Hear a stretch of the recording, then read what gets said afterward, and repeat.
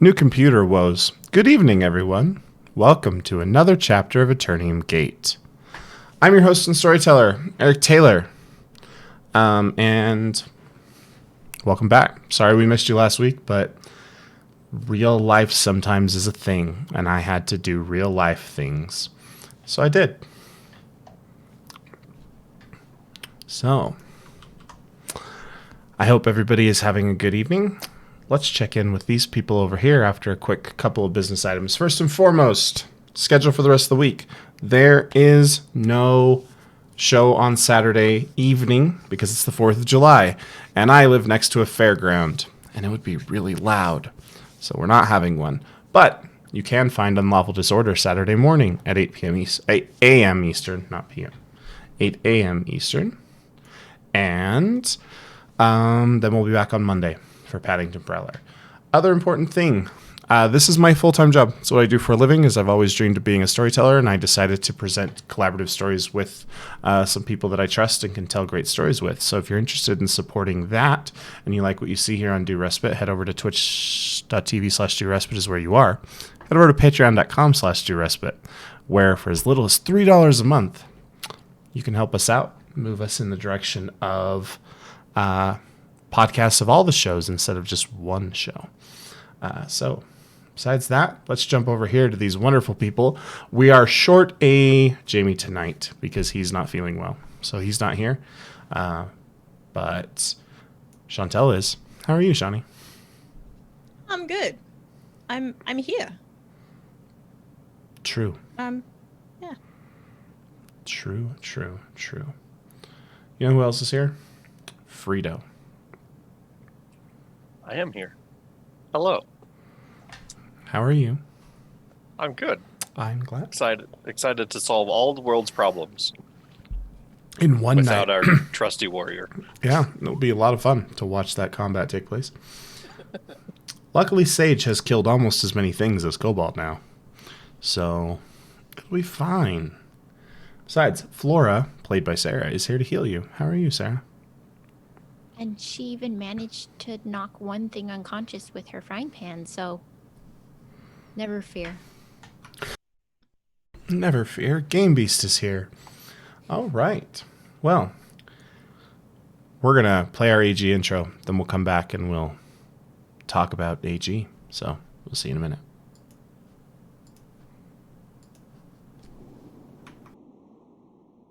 Emios, a world sundered by a trio of apocalyptic conflicts, has entered a new age, rising once more in the aftermath of the Third War. Dwarves driven to the surface, elves teetering on the brink of extinction, and humans seeking to regain the trust of the rest of the world, all while the younger races carve their destiny from the wilds. It's been 300 years since the end of the Third War, 300 years since the Kezrakai were driven back into the Nether. Yet throughout the world, ancient magic is stirring, whispered rumors spreading through the world like wildfire, tales of long-dormant relics awakening deep within ancient ruins. It's a world of adventure, a time where brave individuals can forge their legend within the crucible of fate. Fortune, glory, power, all of it awaits those brave enough to seek what lies beyond the Aeternium Gate.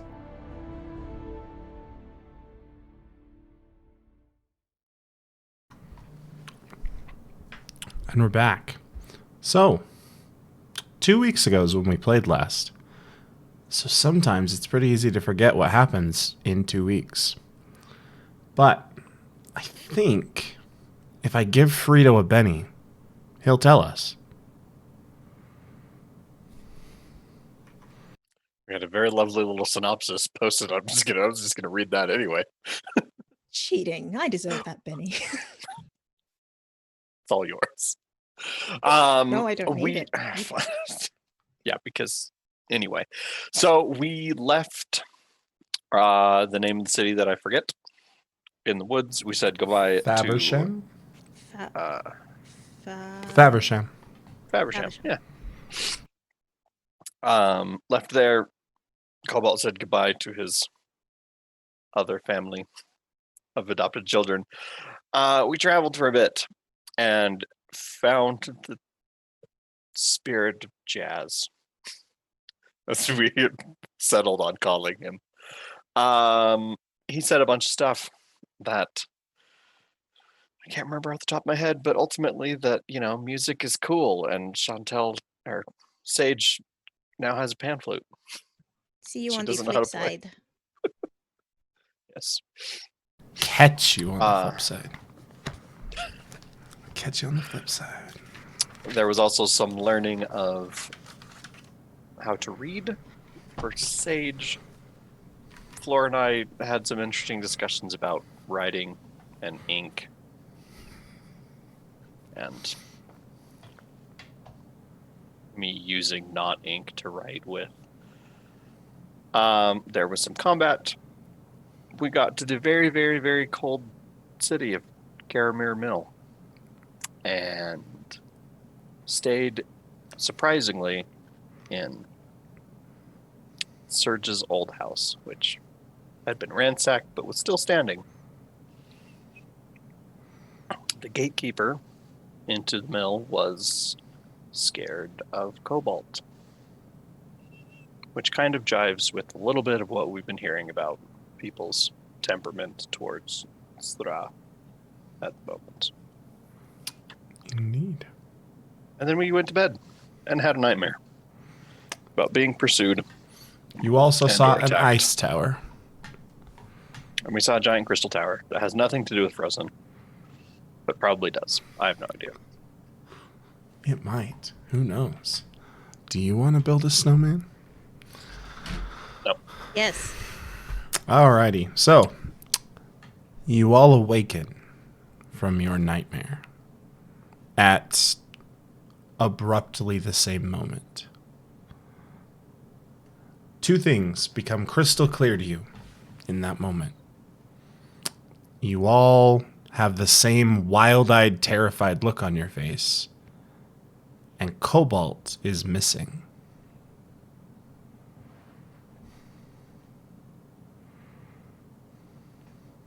Cobalt? Cobalt? Maybe he ran off in the night?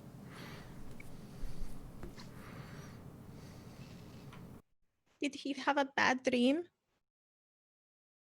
He had a bad dream.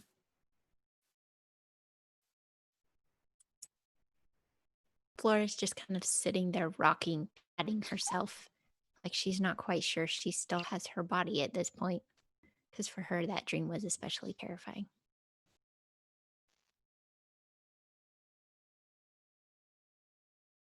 I mean, it seems that we all had the same dream. Or nightmare, really. But if we all had it, then I would assume that Cobalt had it too. But somehow vanished. Where did they go? Why would you think that I would know that answer? You know a lot of other things.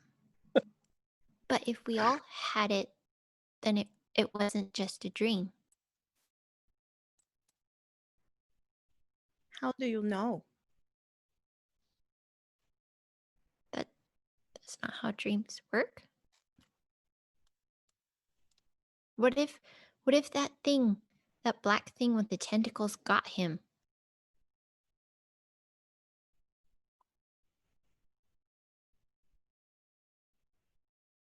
Do you think my magic ate him? Does your magic look like a black thing with tentacles? I don't know. I've never seen it. It hasn't looked like that before. But I mean the thing coming through.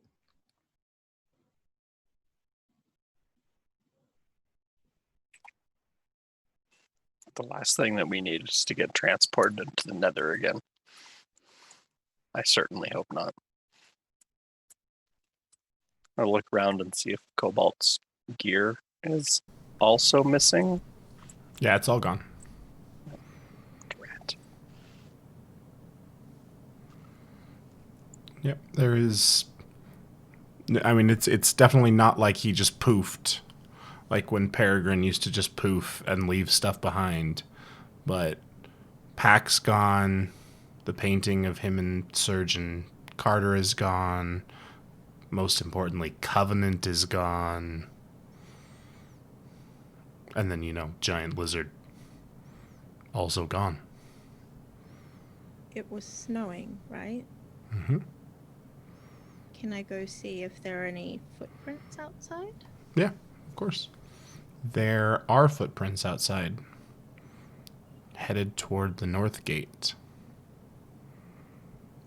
In the direction of the spire? Yeah. The icy spire. Mm-hmm. There is footprints and a distinct dragging tail.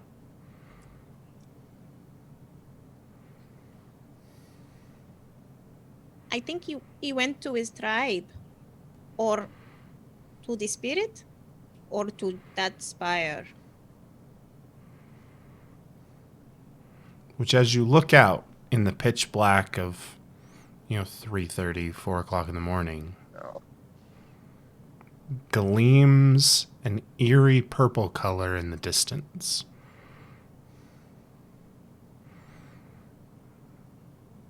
And just casts almost an aurora borealis type in purples and pinks and that across the sky.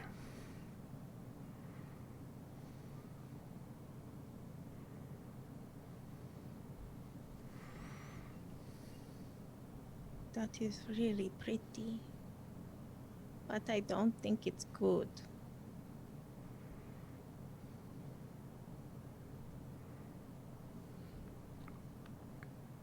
I seem to remember a purple glow coming from where the gate was. But that was 200 years ago. Give or take a day. If you were going to build a big spire out of ice, how long do you think it would take to grow that big? If you started 200 years ago.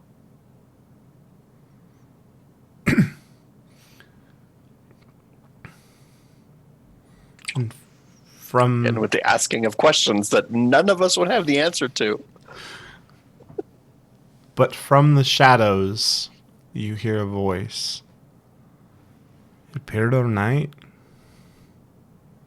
Just one night it wasn't there, and then the next night we woke up and it was. It's you. Hi.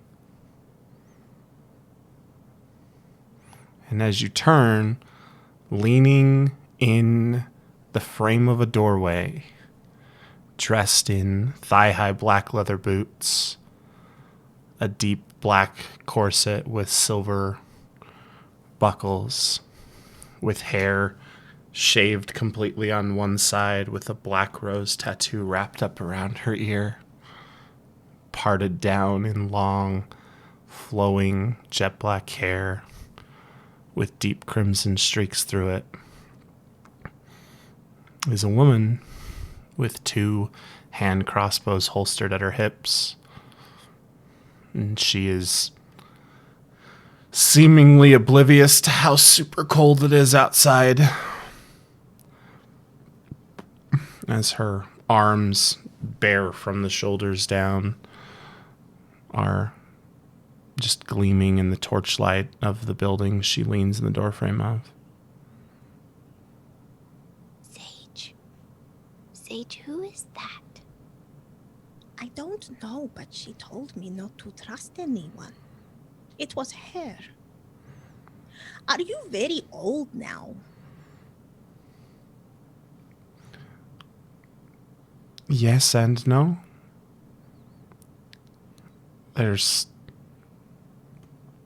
That's a more complicated question than I think we're ready to get into at this time of morning.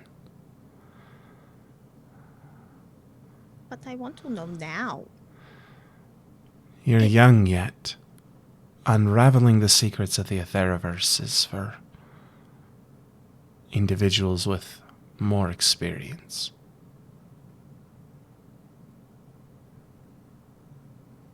Does that mean you spent some time in the Nether? Aye. Time moves differently there. It can make it hard to tell how old you are. We'll go with that, yes.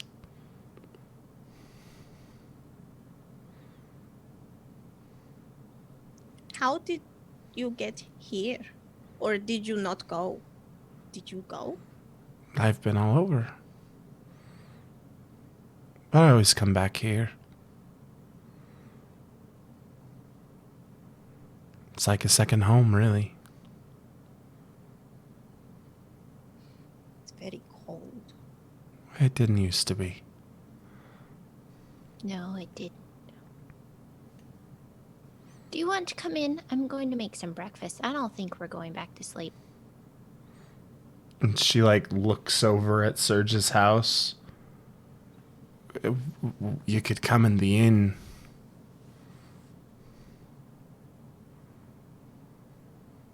And make breakfast, or do they already have a cook? It's kind of early. I mean, there's not a lot of call for making breakfast for a largely ghost town. But, I mean, I assume we got a better kitchen than the Gadgeteer did. Okay, let me go get my frying pans. Aye.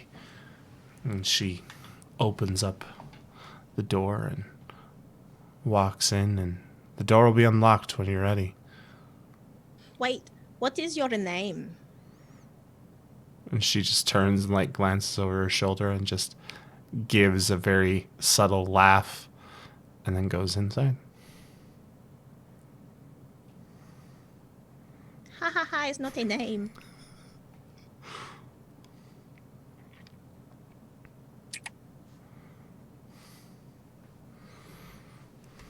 Sage, who? You said it's her. Who is this person? Do you remember on the way here, I told you somebody said not to trust anyone. It was 200 years ago. Maybe you don't remember, but I remember everything. And so she said, don't trust anyone. And I said, okay. And then Peregrine asked if I trust Peregrine. And I said, yes. And then Peregrine asked if I trust you. And I said, yes. But not to trust anyone else. And I asked if I should trust, ha ha ha. And she said, no. And people around said, no.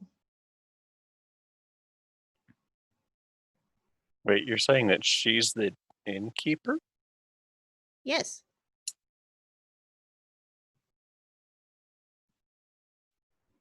That's why I asked if she was very old. It's a valid question. All of my questions are valid. Flora, I'm hungry. But yeah, at this point, Flora arrives carrying frying pans. Okay, I brought my pack too with some of the food. Let's go. Okay. So you enter, and as you do, you kind of brush some snow off of the sign that reads the Glittering Elderberry and make your way into the inn. There is a single woman. She's seated at a table. It's really, really early, and yet there is a tankard in her hand. And she looks up. Kitchen's back there. You're free to use whatever you want. And they got salt pork, and we got some eggs, and whatever else you need. I'm sure you can find. A lot of it's going to be preserved, but you're welcome to use whatever. Thank you. Flora goes on back. Name's Hattie Murray. Oh, that is a better name. I'm Sage. I know. You told me last time you were here. Oh, She looks over at Belmere. You got a problem there, surface dwarf. Very, very confused. If you were here 200 years ago, have you been here the whole time? No. I had to make some stops somewhere. There was a problem with a big clock. I had to deal with that. Had this really, really troublesome family. Had to interact with that for a while.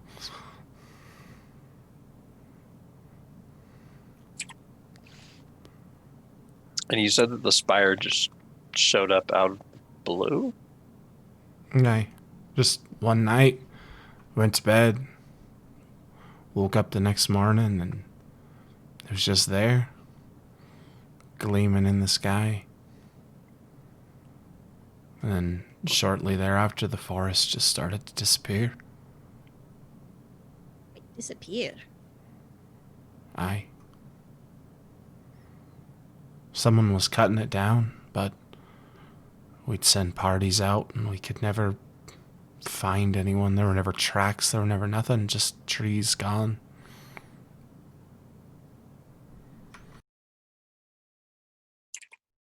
I assumed that everyone had just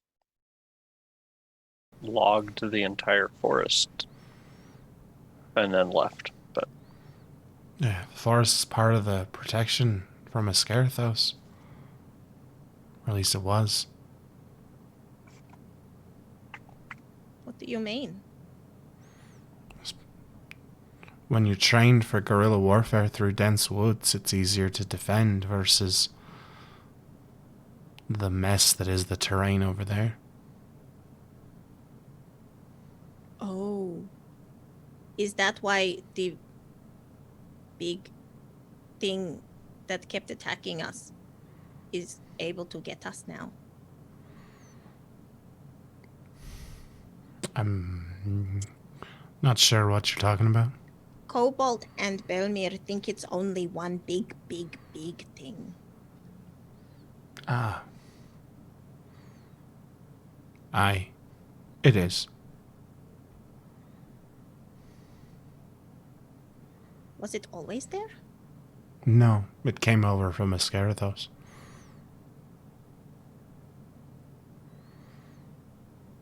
I don't like it.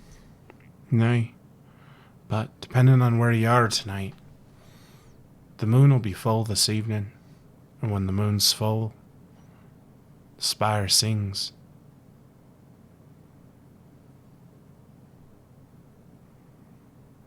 What does it sing? That's a... Surface dwarf's right. You ask a lot of questions that you really don't expect everybody to know the answer to. But you know everything so far. You've asked really easy questions up until this point. But what does it sing? I can't be like, oh, it sings so-and-so's concerto number 4. I'm not the damn spirit of jazz. Oh. Sage takes out the panpipes and just... No, you gotta kind of curve your lip a little bit and direct the air down in. You'll get there.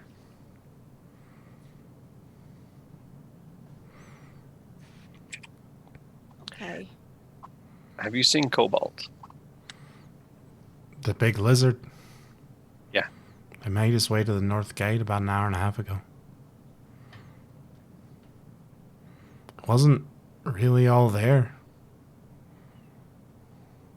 Was he alone? He had a donkey. What? Are you sure? You're Aye. not remembering 200 years ago? No, different donkey. No. This donkey was a real one. Wait, you knew? Aye. Why didn't you say something? It's been 200 years. Aye. If you see a man who's been a donkey for as long as that man was a donkey, you just assume he wants to be a donkey.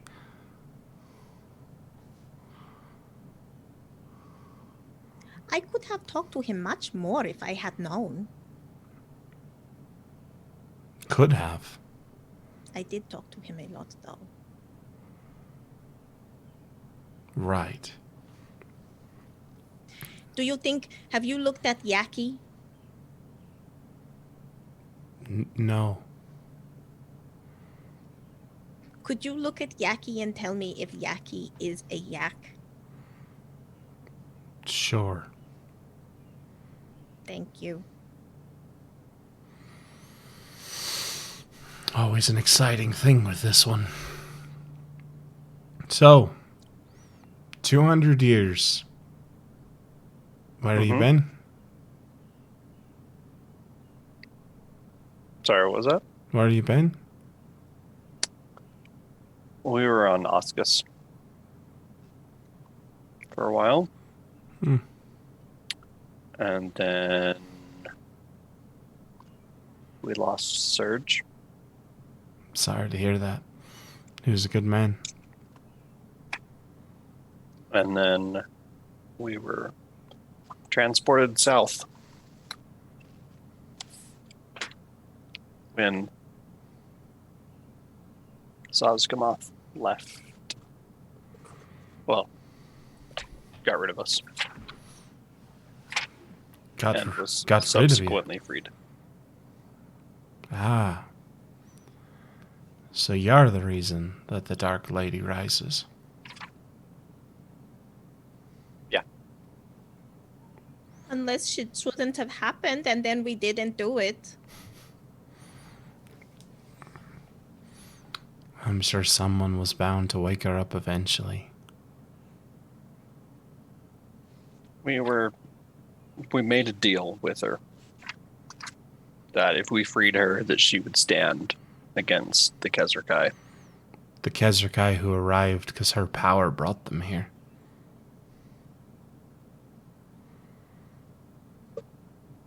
You understand the way this works, don't you? Emios is a beacon, and it grows and it fades and it grows and it fades. The Kezrakai arrive, essentially to feed, and they sate themselves on the power here. And humankind and mankind, whatever you want to call them, Emios, the people, they write history in such a way that they claim they win a war.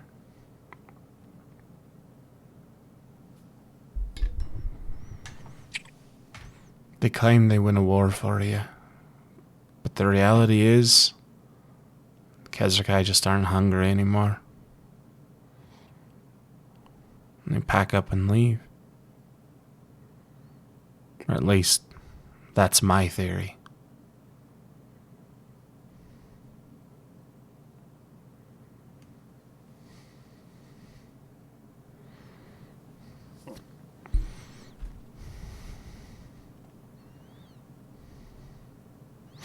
And she So kind why of do sniffs a people little bit. like them?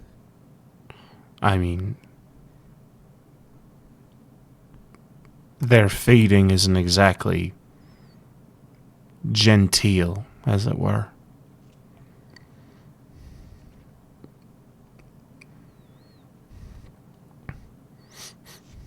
I see she found the bacon.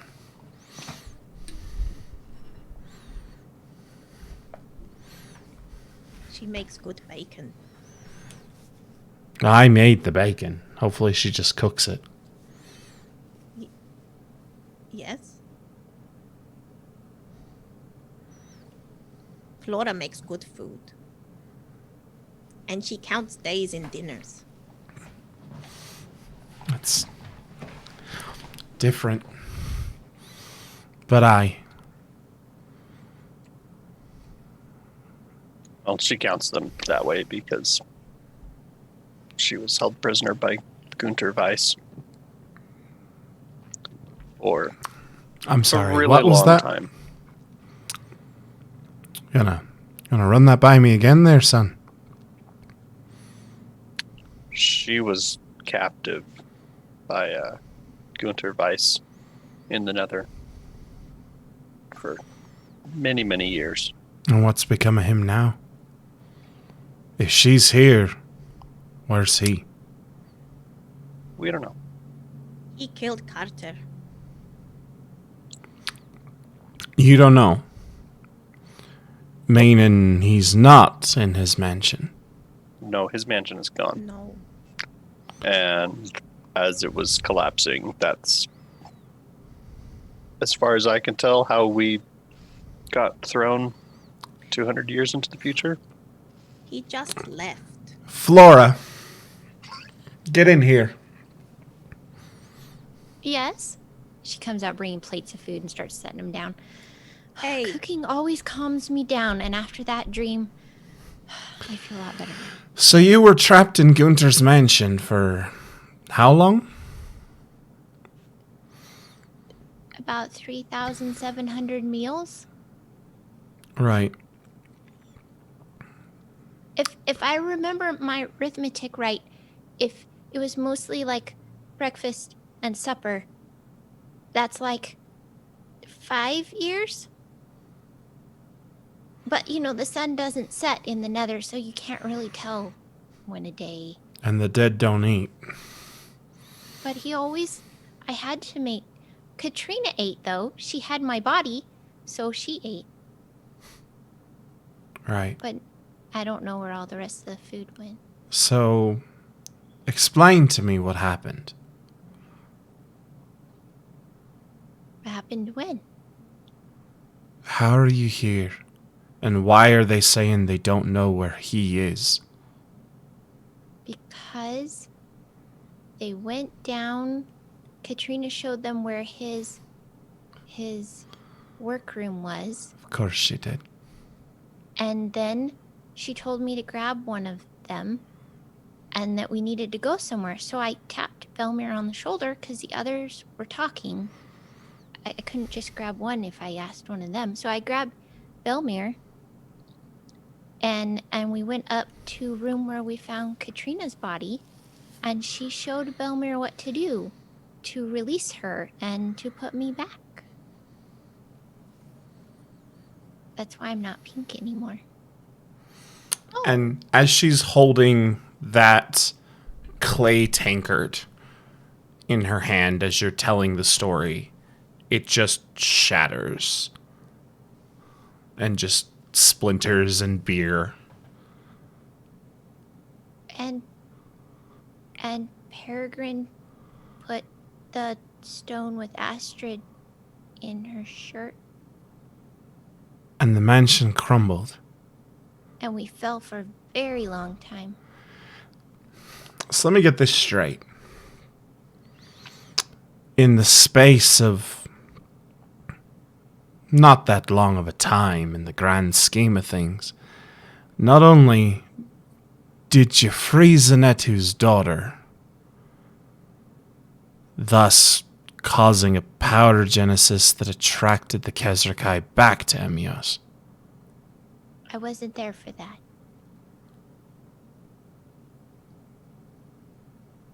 But she released an archdevil that it took me and 6 of my best friends to lock away.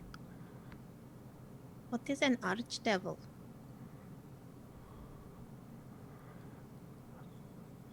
Bad.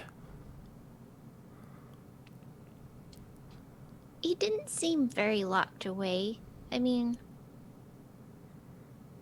people stumbled in. Not a lot, but they did. Yeah. Nico was never the best at putting together pocket realms.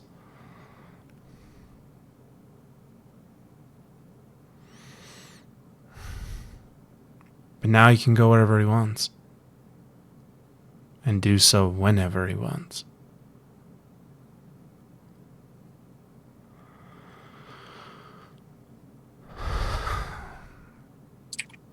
Listen, Katrina asked. Katrina wasn't real. She was inhabiting Flora's body. Aye. How could that not be real? Did you meet him? Her? Gunter. Oh, Gunter? Yeah. Yes. Katrina seemed real. And so did Astrid. Oh, Astrid was real. I've met her before. Astrid was the first victim of how bad Nico's trap was. But Katrina... I killed Katrina myself.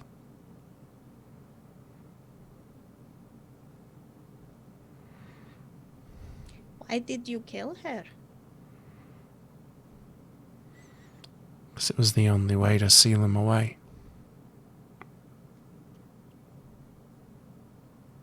Then he took her spirit and put it in Flora's body.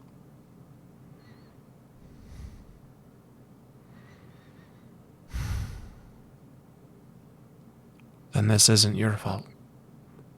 At least, not entirely.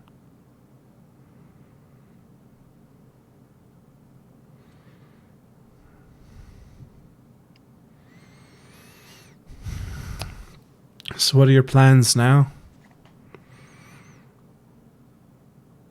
We're going to look at the big spire and maybe I will be able to make my magic eat it.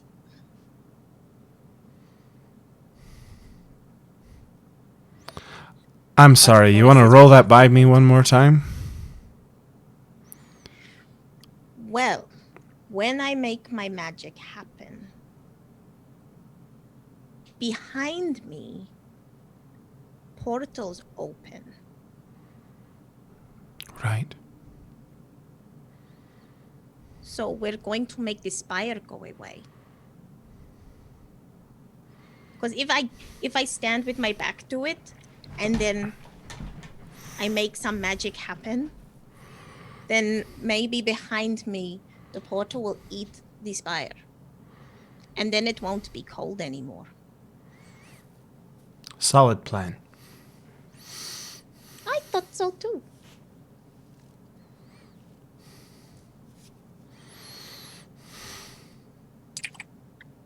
When we got here,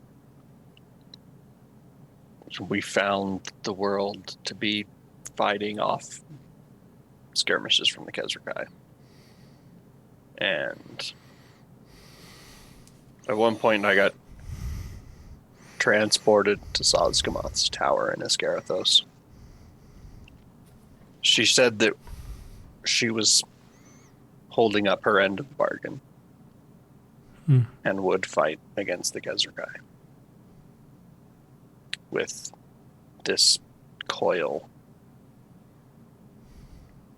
golden ring that's around her tower was ready.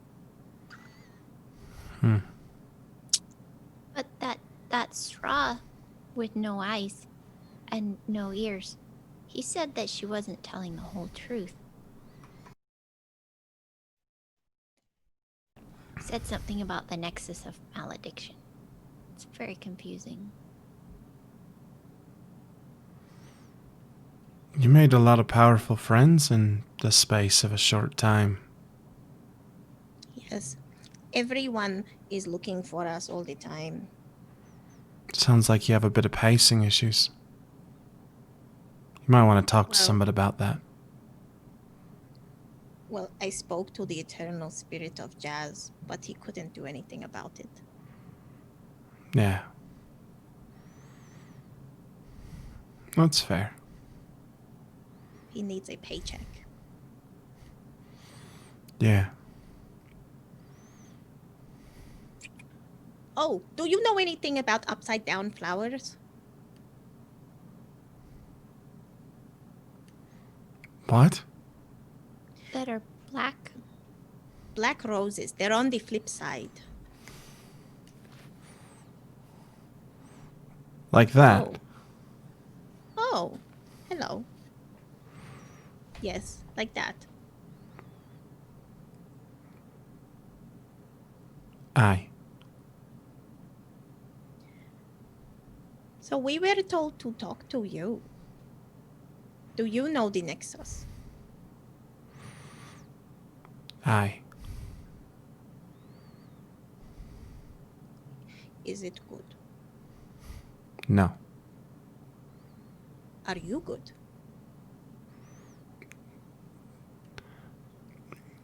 I operate in shades of grey.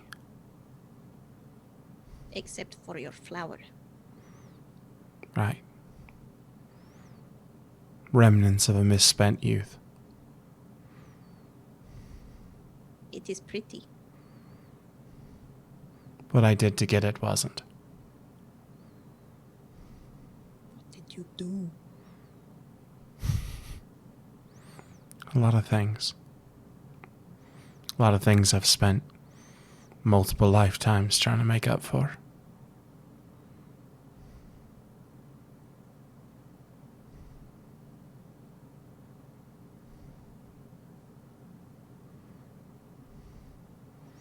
Do you need help?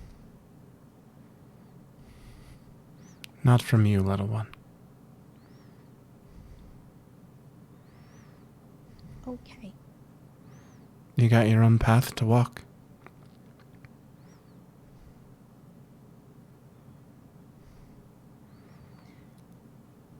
Would Should you we change it pretend if you could? with- Sorry? Everything you done.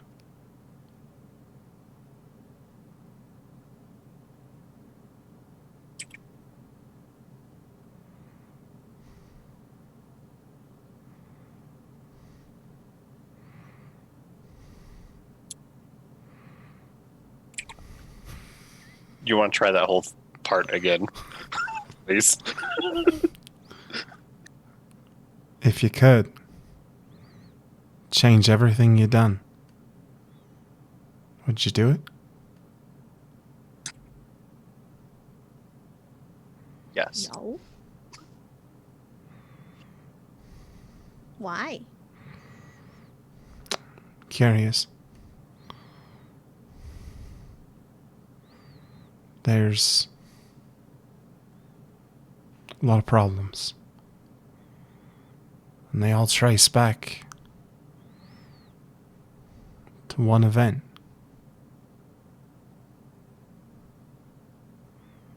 When Sazgamath left Oscus.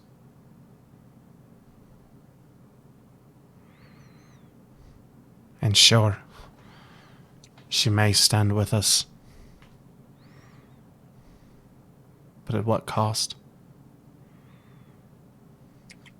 Listen, everything in this book led me to believe that she could be trusted. And I plopped the scriptures down on the table. Aye.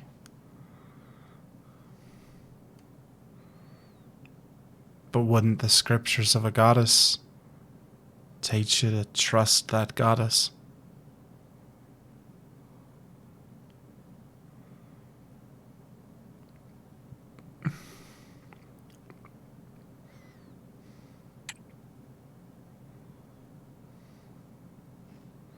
I mean, Flora spent a great deal of her life in the temple.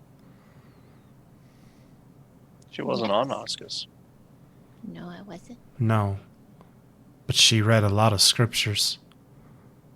And I can guarantee you her scriptures told her to trust her goddess. Yes.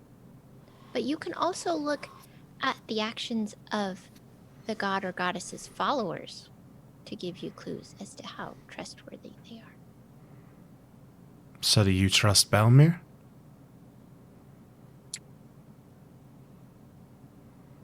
He did save me, but he writes in blood. I mostly trust him. He was standing there with the prisoners that either he or Cobalt or both of them murdered. with their hands still tied. I didn't really like that. But I mostly trust Belmir. That was Cobalt's doing. Would you change I'm it saying if you could, Flora? Everything that happened to you. That's a hard question, because I miss my old friends, and being with Gunter was not good. But on the other hand, if I changed it all, I wouldn't have my new friends. And I learned things, and I wouldn't be who I am now. So maybe it's better that I don't have that choice. Fair.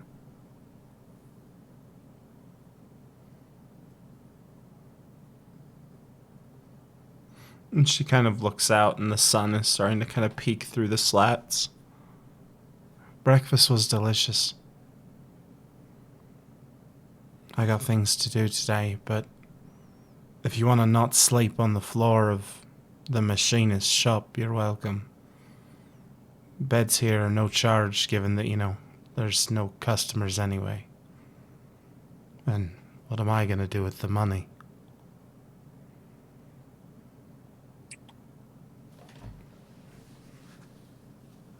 would you change things?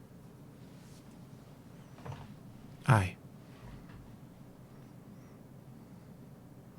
If I had my choice, I'd go back and stop a 6-year-old little girl from doing what she did. Is the little girl you? Aye. And she reaches out and just kind of pats Sage's cheek. Maybe someday you'll hear that story. But eventually, your web gets so woven that it doesn't matter what price you pay. You can't untangle it.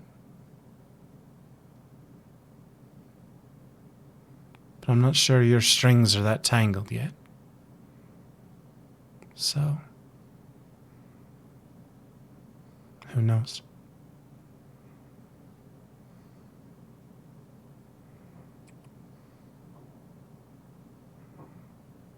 Since you seem to know a lot, decided that everything that we've done has been the wrong thing. I didn't say the wrong thing. You blame us for the way that the world is at the moment. It doesn't mean it's the wrong thing. It just means that it caused suffering. But suffering's not always bad. And if the world comes out the other side stronger, better, more free, maybe the cost's worth it. But you know the thing about making choices? You don't know what the consequences are going to be until you make them.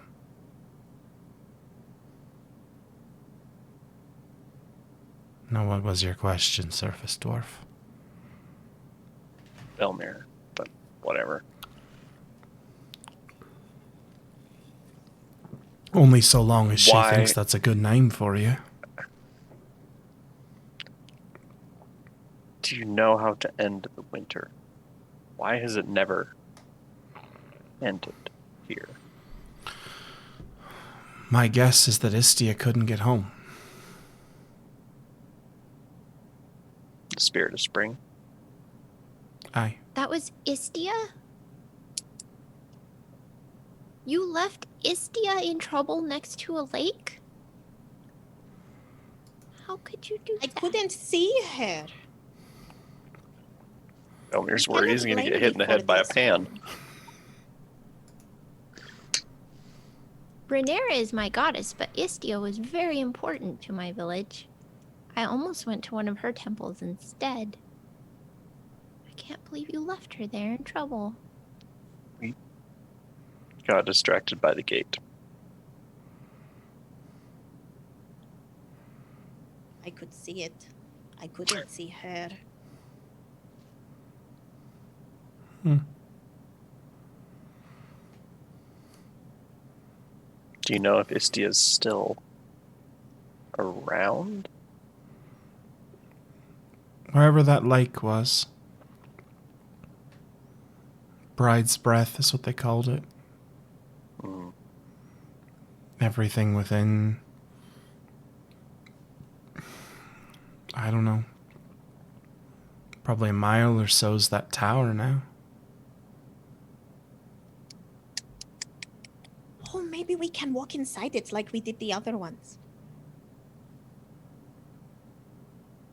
When we were on Oscus, and we just went inside. And then there Oh, were inside lots the of dead crystals. people. Yes. Maybe we can do that again. Or are you talking about the castle? No. No, I'm talking about the crystals. Well, I don't know how to make explosives. That was Surge's thing. No, we just had to hit it hard. Or say hello. Do you see that Carter's? Not Carter. Cobalt's not here. I can hit things pretty hard.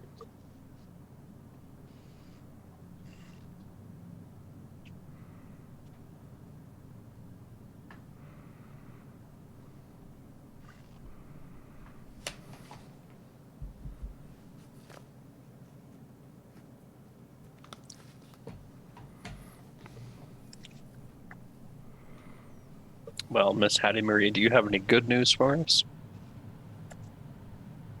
No, Of course not. I'm not a bearer of that kind of news.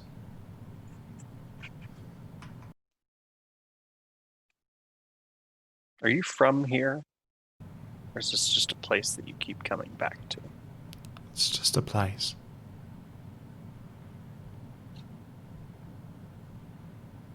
Do Where you are you? like it here? I'm drawn here. Same way the Kezrakai are, the same way Nico is. Same way Trouble is. You are Nico and Trouble. Nico's my husband. Oh,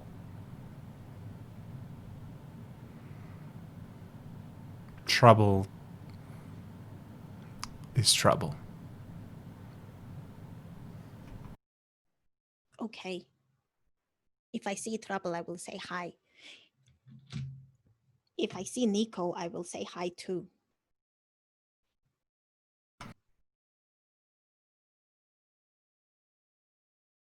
I haven't seen Nico in a long time.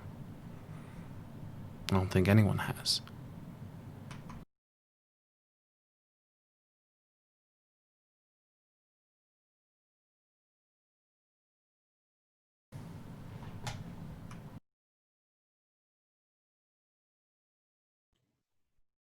You seem to know a lot about what's going on here and with us. Aye. Who is the Watcher?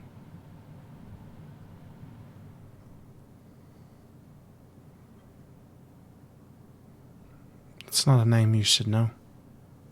We had a dream, and this thing found us. It said that the Watcher couldn't protect us anymore because it had found us. We all had the same dream.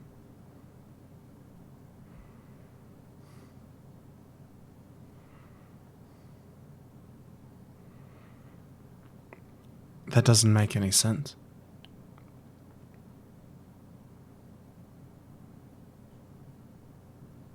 Didn't make much sense to me either, but you seem to know a lot of things, so I was hoping. I know a Watcher, aye. Or I did.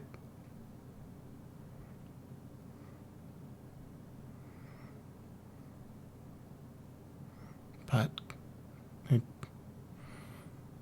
didn't have anything to do with here. How do you know? I guess I don't.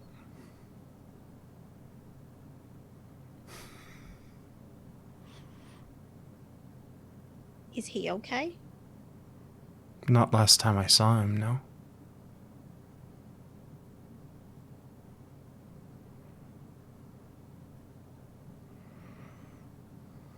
Okay, we will end winter, and then we will find somewhere to put this seed, and then we will stop the Kezrakai, and then we will help the Watcher, and then we will find Nico, and then we will find Trouble.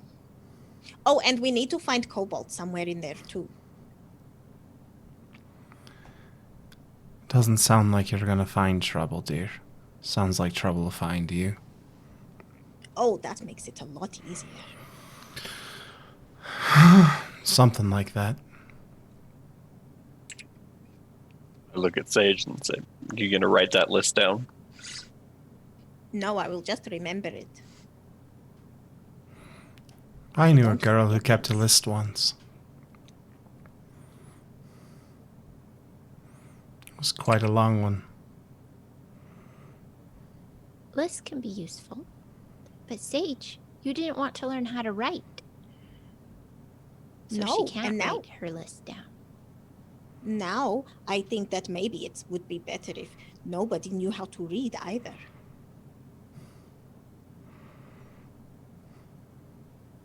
If Belmir didn't know how to read, then he wouldn't trust Sosgemoth.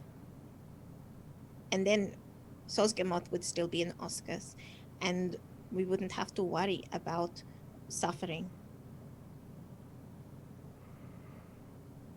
Sage, Yes. if you ever meet a woman, you'll know who I'm talking about. You'll just know. When she says to name your prize, tell her to put it on Hattie Marie's tab.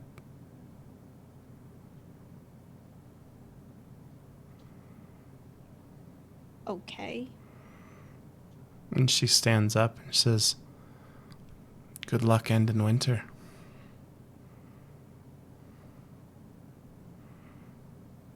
Thank you.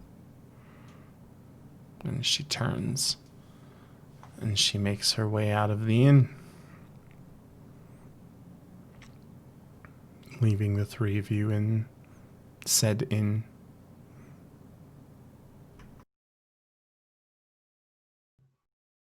Do I just have to say that to everyone?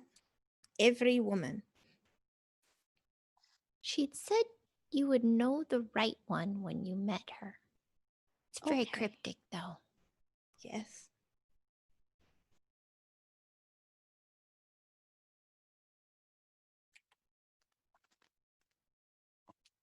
Belmer gets up and walks to the bar, pours an ale. Okay. Yep, there's pretty strong dwarven stuff back there. Awesome. Surface dwarfs. It's definitely got that kind of super minerally taste of subterranean dwarven ale, but okay. What else would y'all like to do? Or are ye ice crystal bound? Or elsewhere bound? I mean, you can go wherever you want. It's time to bring back spring.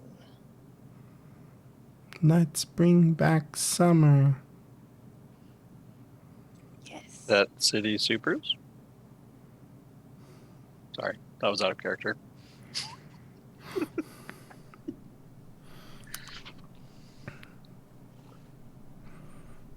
uh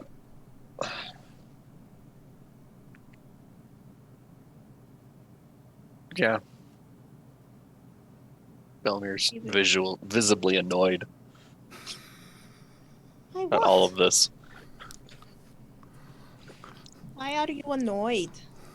Let's be fair, someone just blamed the apocalypse on him. Yeah. Well, next time don't start an apocalypse, you know. That would stop it. How was I supposed to know that's what was going to happen? There was a lot of blood involved. And As an archaeologist, you probably know blood rituals don't usually end in cupcakes and puppies.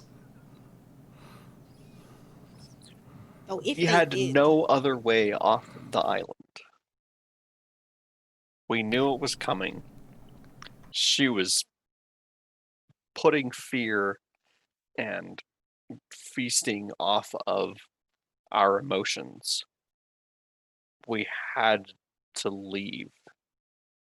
And aside from sitting around on that island, waiting for the next flock of people to show up that she could eat, and taking one of their boats and leaving, we had no other way of leaving.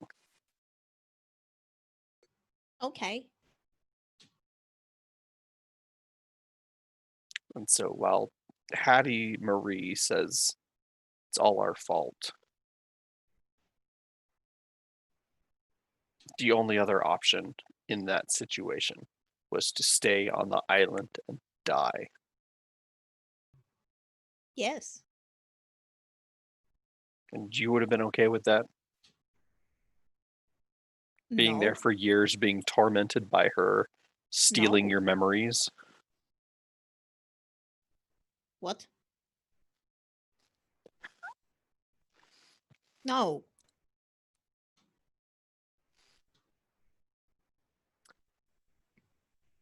Oh, what's the name? Storyteller, omniscient voice in the sky. What's the name of, you're muted, but that's fine. The dreamscape, whatever, Sage's like nature visions. What was that called? And would Belmere know it? You would know of rumors of it. Yes. The Everdream is what it's called. Everdream. Right. Sage, you remember the Everdream, right? What? Dang it, I thought she gave that back to you.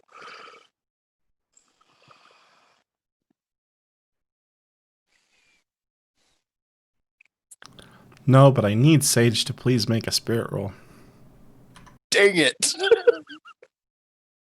I just make everything Look worse. what you did to me.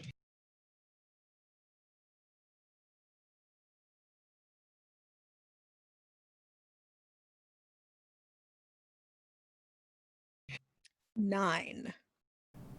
Okay. You feel really weird. Like just almost like you're operating within a shell of yourself. Like, you know, when you have a really, really, really bad head cold and everything just feels like you're in a fog and you're not quite with it. And you feel like that.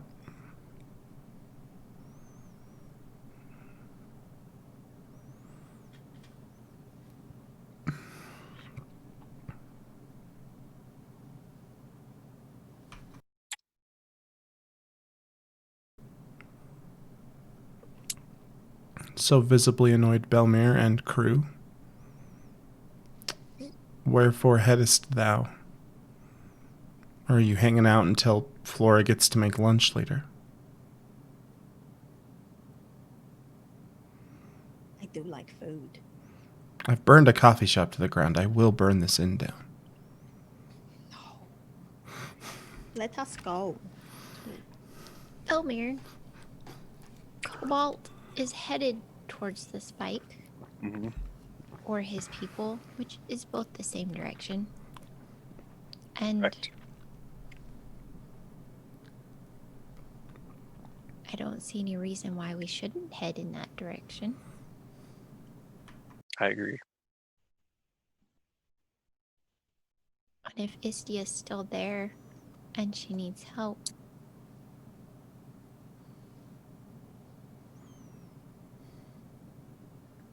I'll pack up all my stuff. Okay. So you guys pack up your stuff. Are you headed back to get Yakington, or are you just leaving him at Surge's?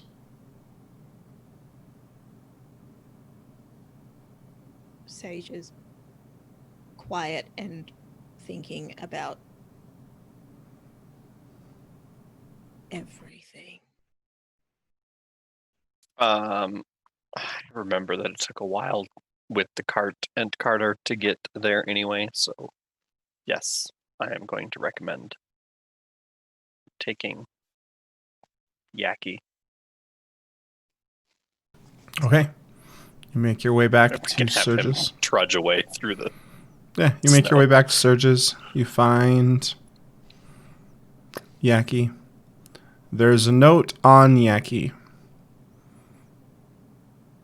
which says, "Someone please tell Sage he's just a yak. HM." Oh, look, here's a note for you, Sage. You should practice reading it. Okay. Someone, How's that smarts roll going? please.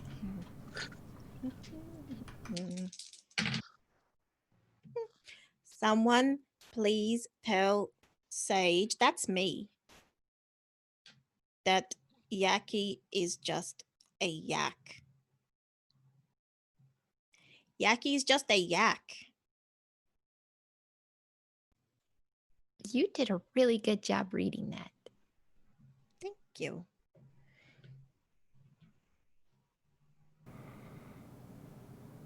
What is Everdream?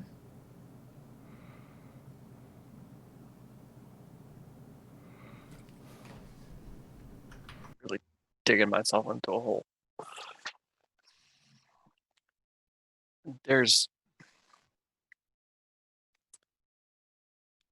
I don't have a lot of information, but I've seen it, read it in my studies that there is a place that the Tirani have access to, but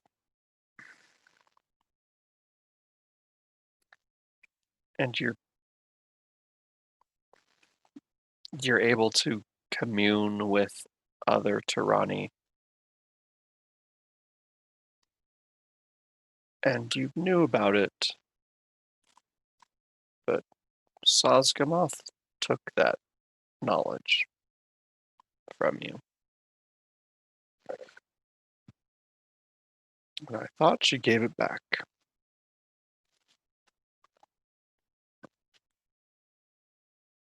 But apparently not.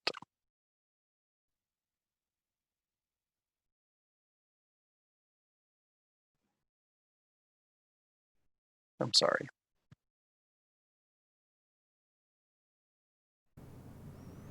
It has 0 emotional impact for Sage.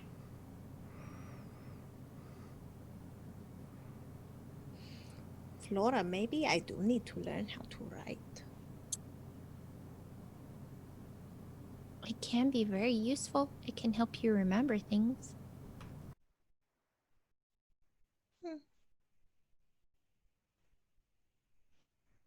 Yes. Let's go. Okay. You guys make your way out of town and begin heading the half-days-ish journey out. And you arrive on it's been about 3-ish hours of walking, so nearing lunchtime. And as Yakington places his foot down, he lets out kind of this very, I don't know how yaks sound, but it's a very panicked yak sound as his feet just slide, and as his body hits and the inertia carries the cart forward, it just starts to go, sliding across this surface.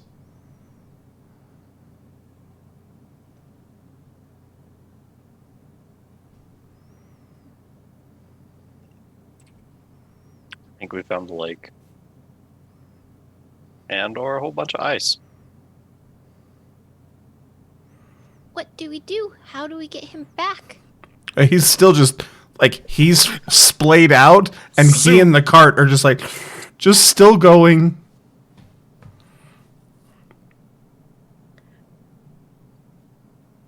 Oh dear. I really feel like we should have gotten a leash for her by now. Tied a rope around her. We used to do that with one of my little siblings that kept running off. You bring up a good point. So as Sage sets foot on that surface, just flat on her back, and then just starts to go. Is the ground As in, sloped? Nope. oh, this Awesome. is unexpected.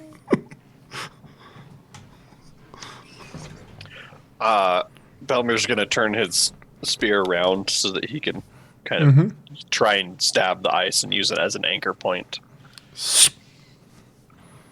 Just skids off.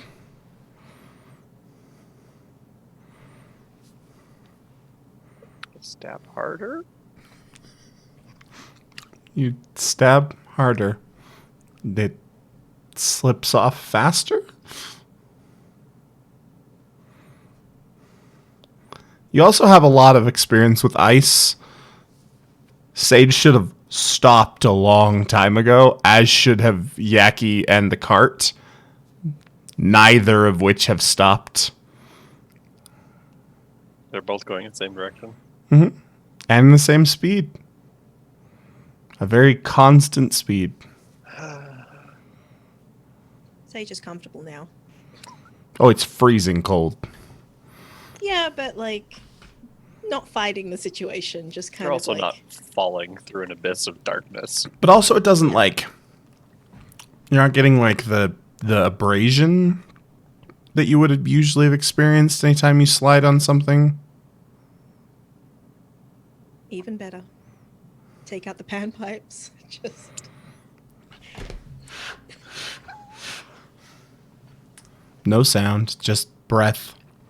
It's very sad for you. Oh. You start to consider maybe they're broken.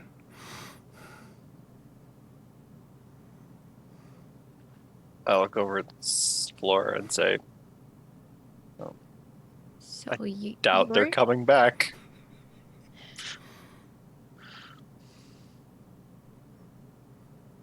Should we follow her? Yes. I don't think we have a choice at this point. It's just really far away. Take a step out onto the ice. You step onto the surface and The- promptly yes, just the surface. swoop, and then just Standing? Or did I fall over? you fell over. Oh, darn. Even as like, because what happens is you set your foot and you're trying really hard to like, don't fall, don't fall, don't fall, don't fall. And then as soon as you like take your weight off your back foot to move your back foot forward, it's just, and there's no resistance. There's nothing. Your foot just goes and you hit and then you go. So is Sage further than 20 feet away at this point? Yes. Okay. So Flora looks at her pack and she's like, I didn't bring that long of a rope. And she goes over to the edge of the ice and she arranges her furs and her skirts and she just sits down, Okay. cross-legged on the ice and just waits. Okay. Oh, You sit down, like, and unless you like, and you're just there, kind of. You don't have any sort of forward momentum. Well, that didn't work. Yeah, she's gonna grab either side and be like, okay, we'll try this. I don't really want to. So at first, when you put your fingers on the ice, your fingers just kind of slide and you don't generate any forward momentum. But as you reach back and kind of push at the snow behind you, just the very slightest push and you're just like, zoop, and you just start to go.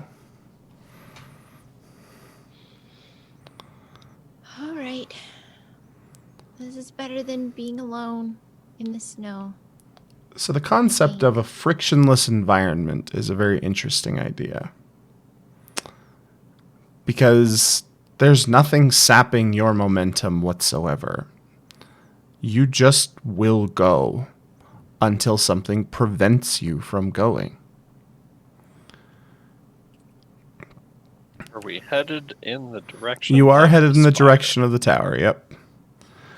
But as you head in that direction, you realize you were quite a ways away from this tower still, and it's just very, very large. But sometime, a plot appropriate amount, in fact, passes. And in the distance, Sage, you can see Yaki is like kind of moving his way up this little hill. He's very panicked, very unhappy. And Sage, I need you to just roll a d6 for me. Does not explode, just a d6. 4. On a 4, you're kind of going, and I will spend a GM Benny and then apply the result of your 4. But Sage is probably having kind of a good time, you know? And she's probably kind of moving her head around and looking around because she's flat on her back, just, going.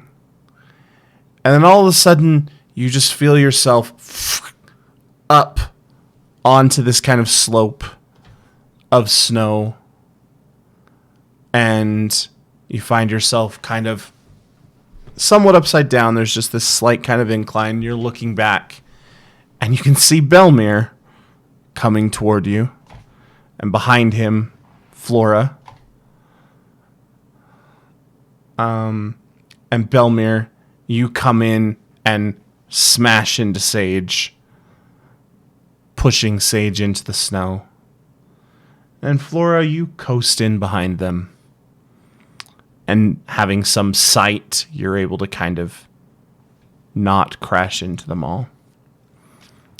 You're able to get your hands down in the snow a little bit faster and stop your momentum than they were, as they did not know the snow was approaching. But as you turn and look at your clothes, given how long you have been drifting, in your brain, you're like, man, if I slid along something for that long, my clothes should be just wrecked. There's not a mark on them. Everything is fine. But there's, in the distance, probably 150 yards in front of you, there's just a massive purple and bluish, fractaline, icy kind of tower. And we shall return after our quick bio break to play more Aeternium Gate. But thanks for joining us, chat. Thanks for hanging out. We'll be back in 3-ish to 5-ish minutes after people, use the restroom and whatever, and we'll play for some more. So we'll see y'all in a bit.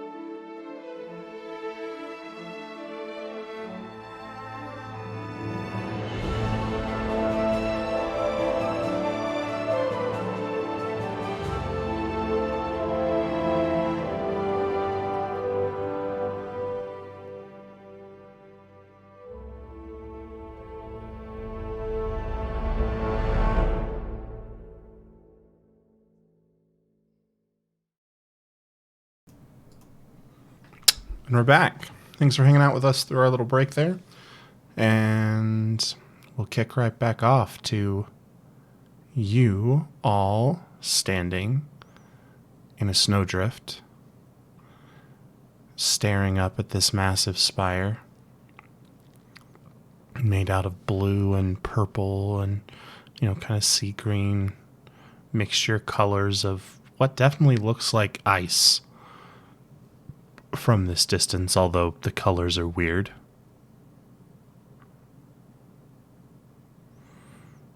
And seemingly out of nowhere, a heavy wind kicks up around you, blowing snow, loose fresh powder, because it has been gently snowing the entire time, kind of all day. And you're just heavily snowed. Laura's gonna go calm down their yak. Okay. Assuming Yaki hasn't just said, F this, I'm out, and is running for his life. He's very panicked and sort of like wobbly legged. He's still attached to the cot, right?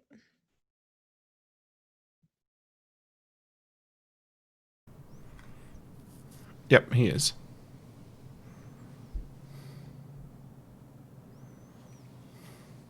Elmer's going to stab the ice, facing away from the spire as best as he can. Like the ice you See just if- came off of? Yeah, to see if it kind of propels itself that same Nope. the direction. Nope. Skids back in the direction you came from. Okay. Well, looks like we can leave as quickly as we got here. We just happened to be pointing at the tower as we started our slide. It Good was job, a nice Yaki. ride. Are we going to go there now? Where? To say hello to the spire? I mean, we're standing right next to it, aren't we? Sage goes up to it. You're about 150 yards away, yeah. Sage goes up to it. Okay. It's too far. You walk up to it. It is really cold, but as Sage draws close, two things happen. One, you hear very soft singing. Very kind of operatic aria type singing. Almost carried on that wind that whips around you everywhere. But then, just gently, almost deep inside of that crystalline surface, just this faint, kind of glowing light starts to pulse out and just wash over Sage.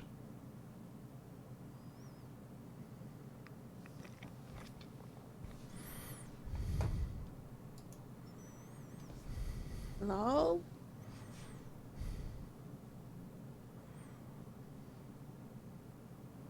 I hear you singing. And the light kind of pulses once, twice, a third time.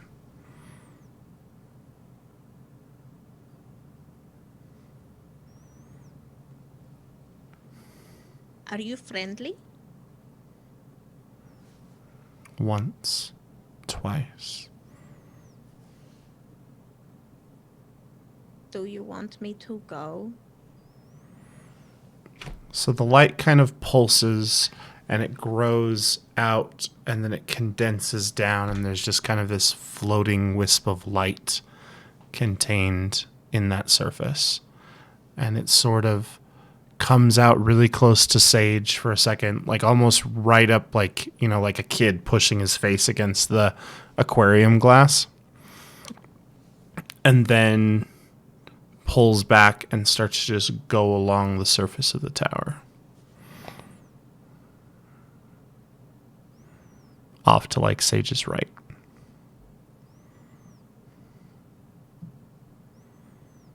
Do you want me to come with you? Once. Twice.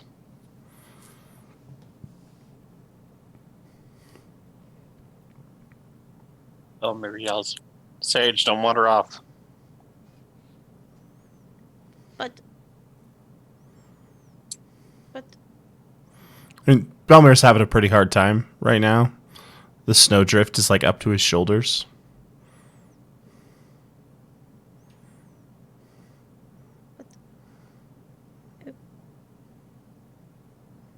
And Sage is still like, wading through snow. I don't know how shoulder height Belmir is to Sage or Flora. Yeah, so you're all wading through snow at this point.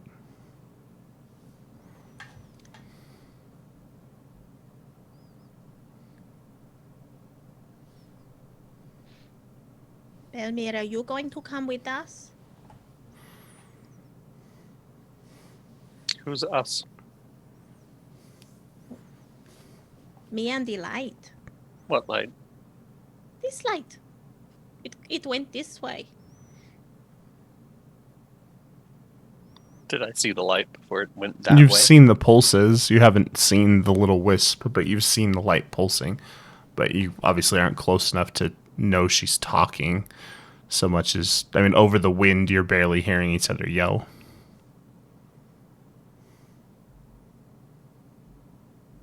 Just wait for us. As soon as Flora gets the yak calmed down enough that it will stand there and not get itself tangled up with the cart and get hurt, she'll sigh and then head off after Sage. Okay. We once again leave a poor defenseless creature to freeze in the snow. As as Flora makes her way up to the...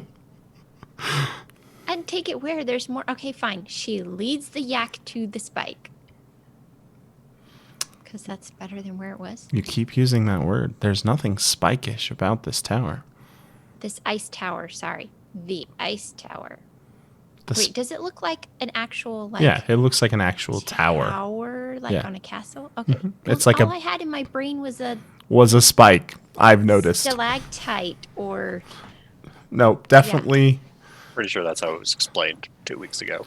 And to be fair, you were at a very big distance. It's true. Okay, so... Also As true. as you have gotten closer, it is definitely a tower. Okay. So you approach up and you're there with Yaki. I mean, you could disconnect him from the cart pretty simply if you would like to. Then you're not dragging the cart up the hill. She will do that. She would have done that. Okay. And then led him up with her. All right. So you are up there. Yep, all aboard that choo-choo train. I just love that every time I'm somewhat What? railroading you into the next plot point, the train goes off, right? Like It arrives at an appropriate time. Yep. Okay, so Belmir, did you wade yourself up behind following in Flora and the Yak's tracks? Well, eventually I assume they overtake me, and I just kind of Just fall in line. All right. go fine. sideways, and okay, here we go. Yep. Okay. So you guys make your way forward. And Sage is there to lead you. And you can see there's just this kind of like little dancing wisp of light. Can Sage see this dancing wisp of light? Yeah. It's the dancing wisp of okay. light you were interacting with in the Oh, crystal. good. Oh, good.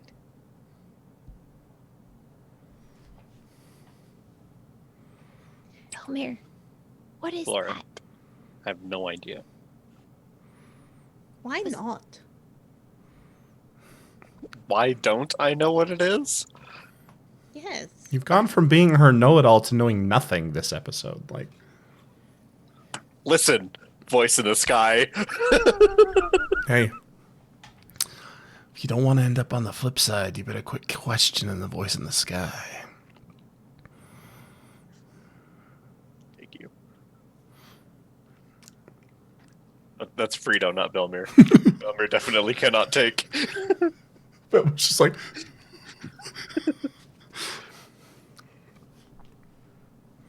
Oh, Do 'Kay. you know?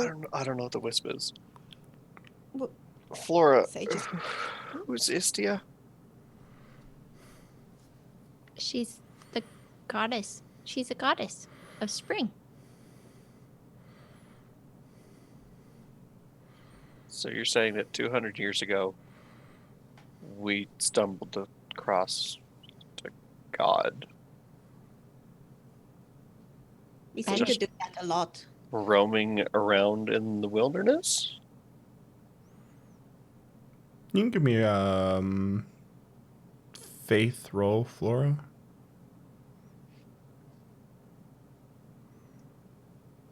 Isn't that what your spellcasting is faith? It's focus, because her healing is a gift from Rhaenyra. It's not a miracle. You can give me a common knowledge roll. You can give me an occult roll, Frida.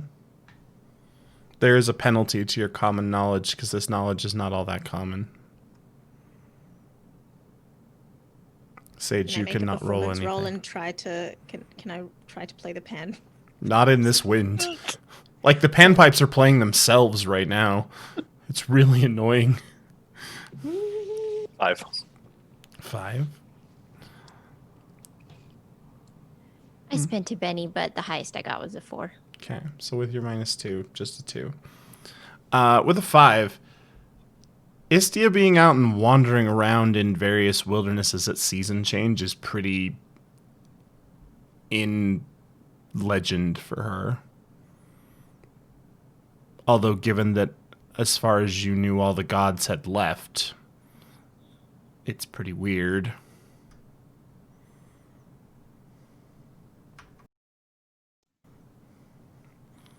As Sage sits there and marvels at her self-playing panpipes. And Laura doesn't know that all the gods had left because they hadn't when she was around.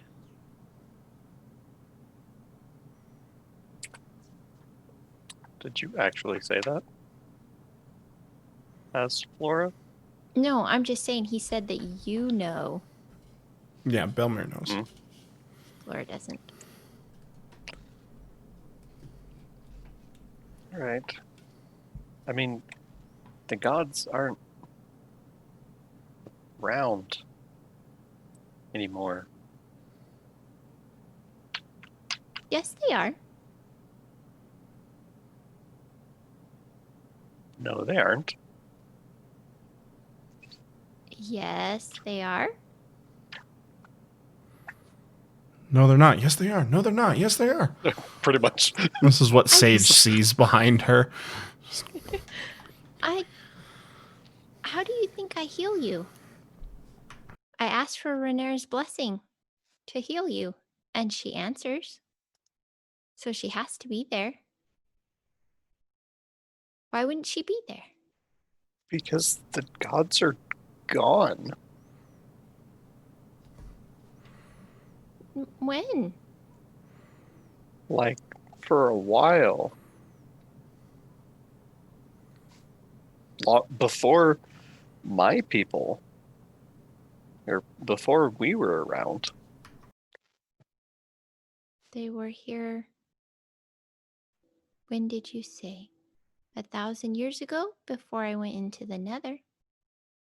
Okay, sometime between 200 years ago when we were last here and 1,000 years ago, the gods all just stopped being around. But that can't be true because then I couldn't heal you. I'm not a mage. It's not magic. Give me a notice roll, you two. Oh no. You're at a -1 because of visibility issues with drifting snow. 4, I got so it. I'm going to spend my Benny. So I got a 3. I think Flora's upset by this. 11 minus 1 is 10. Yeah, Sage is totally gone, Of and course. so's the light. You guys are standing here having this theological debate, and then you're like, Sage, back me. Oh. I imagine we were walking and talking, but we Oh, yeah, you guys slower, slowed down slower. so you could hear each other over the wind. Sage did not slow down, nor did the little light. It just kept going. But after a little bit, we'll jump to Sage. And if you are not Sage, please take your headphones off. Sage, you followed this little light. Bobs around, dances around. Every time you fall a little bit behind because deeper snow, it comes back. And then at last, you reach a point in the tower where it has been pretty round up until this point. You know, you've had that definite round curvature that you've followed. And then it comes to this jutting kind of piece that comes down at an angle. And as it walks out, there is about a 10-foot distance, and you see another jutting piece. But as you look up, there's a massive carved crystal door that just glitters there. Huge double doors carved down the center. You can see intricate designs, not carved into it so much as just laid underneath, you know, kind of, you know, how you see fractaline interactions when you look at crystals or you look at ice closely. And the light kind of hovers up and it moves up to the small, clear division between those double doors. And it starts in the center, and it just sort of goes from being a wisp to just being a thin line. And then you hear even over the wind, you hear kind of this grating, swinging sound. Thank you, Flixie. You hear this grating sound, and those doors swing open.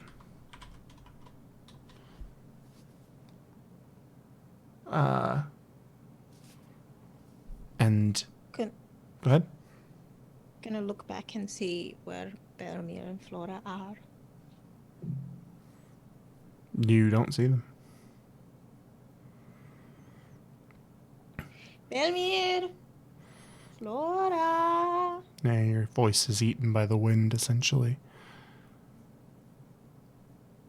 And then standing there in that gap between those things where the wind kind of dies down slightly with the windbreak, you kind of glance back for just a second and you see a figure walking forward down this long crystal cobblestone pathway.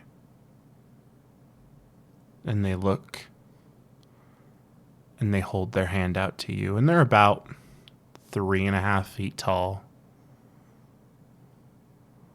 They have soft, kind of sea greenish blue skin and soft sea greenish blue hair.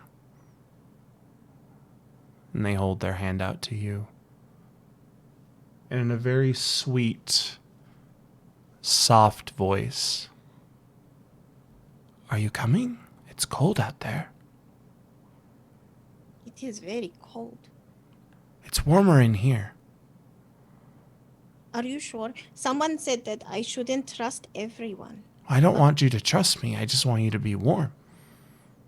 Oh. Oh. That makes sense. "I thought so." Did you build this? "No. We were You brought did? here." Oh, "No, we were brought here." by who? "I don't know." Are you a spirit of spring? "I'm a goblin." Oh, "Well, okay. a northern goblin. It's complicated." Oh, "Do you want to come inside? Oh. It's warmer in here, and I don't like the cold." "Well, I do, actually. That's not true. I'm sorry. I'm not supposed to lie. I like the cold a lot. But then you why don't." did you say? No, I don't. Why did you say that you do like the cold if you're not supposed to lie? "Because I want don't you to like- come inside." Oh, "What if I say I don't Okay. like the wind? Will you come inside then?" Do you like the wind? No. Okay. I don't like the cold. That's fair. And they hold their hand out to you. Come with me. Are you friendly? Yes. Okay. And she grins a big grin, and you can definitely see now as you get a little bit closer, it's a definite feminine face. And smiles. Come on inside. Okay. Sage goes. Okay. I'm Turnipina. How are you? Turnipina. I'm Sage. I am good. It's nice to meet you. Nice to meet you too. I Do really you don't. play? Do I play? Yes. No. Well, yeah. Oh, what? This is a weird question. Oh. Well, I like to play games. Oh, we have lots of games. Do you know how to play chess? No? Oh, I'll show you. Do you have any money? I have leftover poop. Okay, we'll play for free this time. And Okay. she holds out her little hand to you. And you take her hand and you make your way back in. I'm going to swap you for your friends.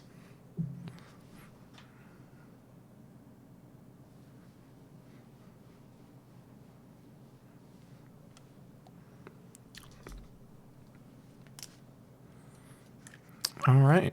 The two of you finally make your way around. You've been following clear sage tracks for a while. And eventually you reach kind of this jutting section of the tower. Kind of an outcropping. It's been, definite curvature up until this point. And as you step out and around it, you can see that there is a gap. And it goes, a recessed gap. It goes back in. And about 10 feet away or so, there's another one of these jutting points.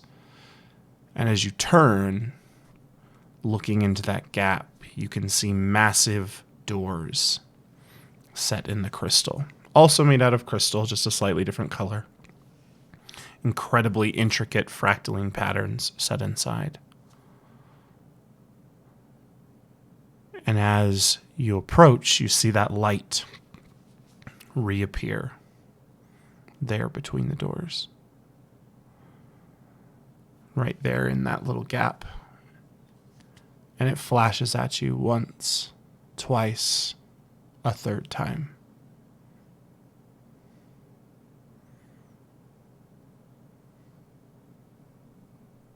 Elmer, what does that mean? Why would I know this? Sage seems to think you know lots of things. Also, you're older than I am. I figure you have more life experiences. You were born before me. If we're going by that count, you're significantly older than me. But I didn't have a lot of life experiences in the manor. Unless you count ghouls and making meals. And avoiding Gunter. Do you think we should bring the yak in there with us? Once. I think that might think be a the no. yak will fit. Oh, the yak can totally get through the doors. No. We obviously don't see Sage Nope. anywhere. No sage. But you see footprints. But because of the way the snow is drifting and the way these croppings work, there's no snow in between them. But the footprints stop in front of the thing. Might as well just go in. It's probably, if I was her, that's where I would be going. Okay. Once. The Lord Twice. turns to the yak. Now, yak, you stay right here. Like a good yak. Hopefully we'll be back. If not, you're on your own to find food. Stay put for now, though. You can slide back across the ice. Look, I was told you're just a yak, so I'm sorry. But It very grumpily sulks down in the corner next to the tower. And that Belmir's- light appears in the center again, and you see it sort of squish and then spread up, filling in that small gap between those two doors. And then they swing open. And after a moment, a small figure, about 3.5 feet tall, comes walking down the crystal cobblestones that lie beyond that door. And they look up at you. And they kind of have this faint sea bluish tint to their skin. Deep, deep blue hair. And they look up at you and smile. Hello. Are you coming inside? It's warmer in here.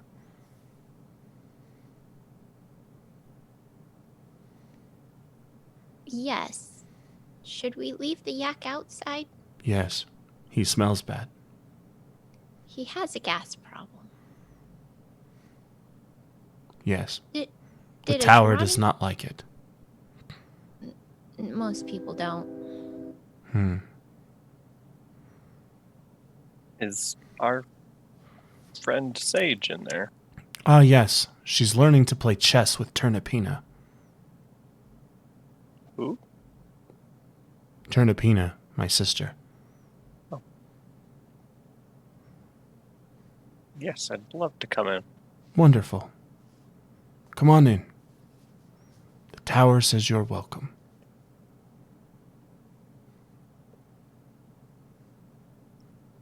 Wonderful. And he turns in and he starts to walk down the hall. Sage is this way. She's not very good at chess. Turnipina says it's a good thing she doesn't have any money.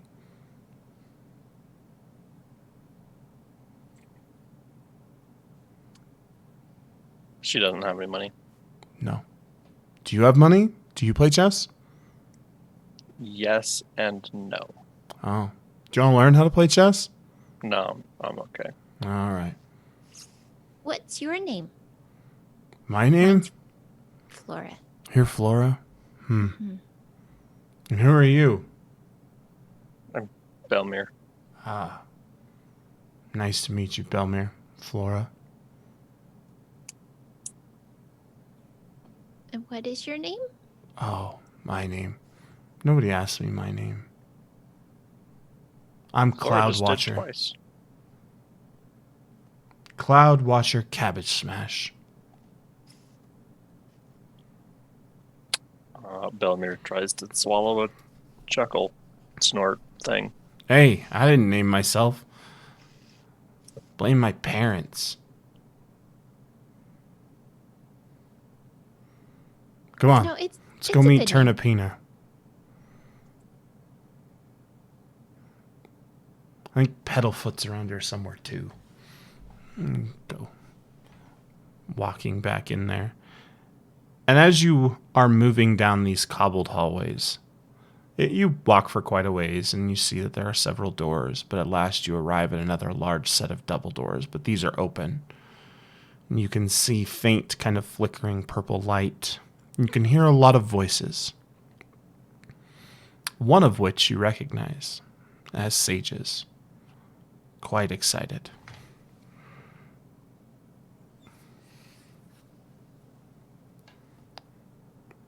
Sage, Turnipina, Chantel broke her headphones.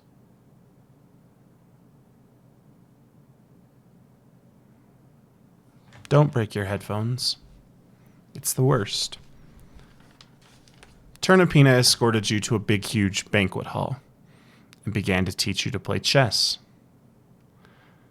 You're not super great at chess, but you are learning. But the thing about chess and this particular group of people is it started to attract spectators. And you find yourself sitting at this small table playing chess with Turnipina. She's insisted that every time you move, you have to hit this timer thing. And she insists you've got to go fast, which frustrates you as you're just learning. But the thing about it is the excitement of the 6 or 7 other 3.5-foot tall people who have arrived is infectious for you. Because you wanted to play. And they're very excited and clearly having fun. You're not sure why it is that they keep yelling out random numbers and holding up pieces of paper in the air. That's definitely an unusual activity as far as you're concerned. But it's happening.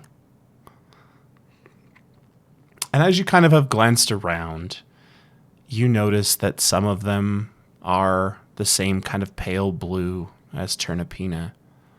A couple of them are deep, very foresty green. One is an angry red color with charcoal black hair. And then one of them is just this almost crystalline white color and is totally hairless. But you hear footsteps during one very rowdy game of chess where you feel like you're actually doing pretty well. And you hear more numbers being shouted out, and Belmir and Flora, this is what you enter and find, is just this echoing shouting of excited. Belmir, being from the city and having seen a number of taverns, they are definitely betting on this chess game. And you're seeing that their Sage is definitely trying to move as fast as the other small person.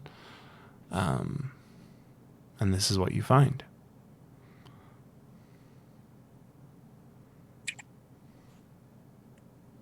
What's the state of the board like?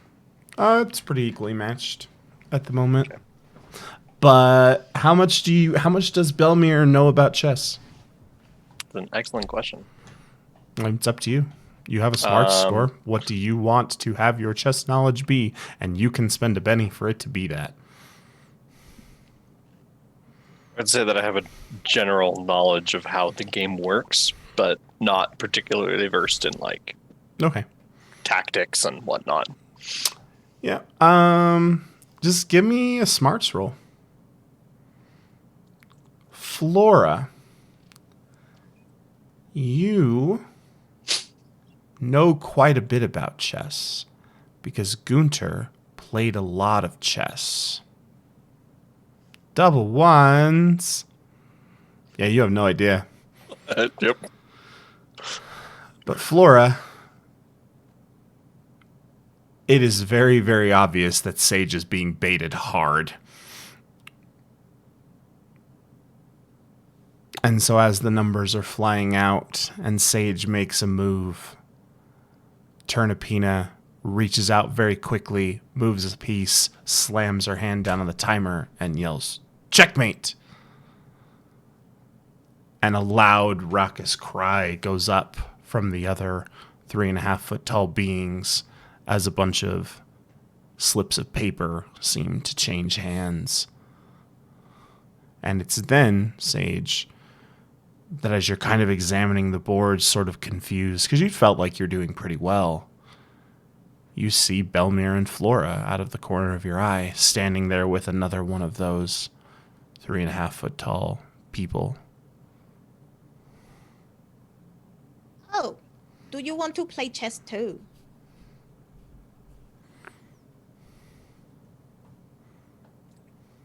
No. I'm no good at it. It's not my favorite game. It brings back bad memories. Oh. Where did you come from? You wandered off. What? You wandered off. I couldn't find you. You wandered off. You know, I think that might be a matter of perspective. You need to keep up. But it is nice and warm in here.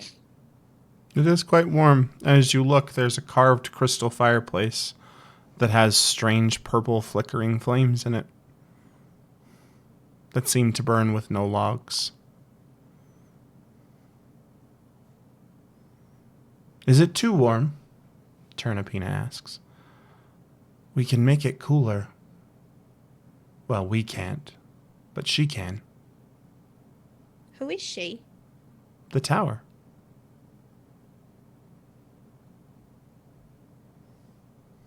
Hello? The tower is alive? Yes. You didn't make it? No. We were brought here. Through that thing in the basement. Just Oh. crap. Oh. Does the Oh. tower have a name? Yes. Could you tell me her name? I can't. But my brother maybe can. Cloud Watcher. Huh. What is the tower's name? Why? Because it's only polite to learn the names of the new people you meet? Tower's not a person, it's a tower. Does that mean we don't have to be polite to towers? I'd be polite to her. She can, kill you. Which means we should probably learn her name. Oh, yeah. Her name's Caltriana. That's a pretty name. It's a pretty tower. Have you seen any straw here nearby? What's a straw? Big lizard man. No. Blue scales. Mm-mm. No. Nope.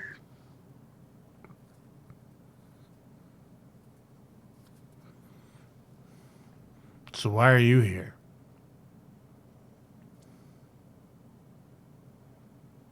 We're looking for Istia.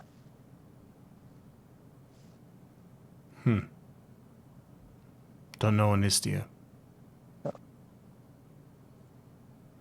You know, the There's goddess kind of of this spring. whispered rumblings amidst the other gathered small people. Nope. Don't know her.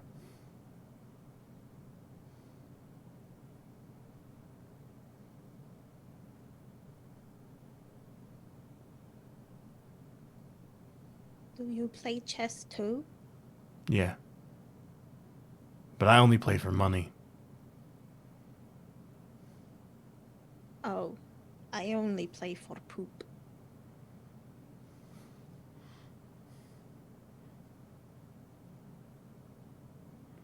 Do you want some? No. How long have you been here? I don't know. It's hard to keep Is track of time. It's dark a lot up here. Is it? Yeah. You could start counting meals.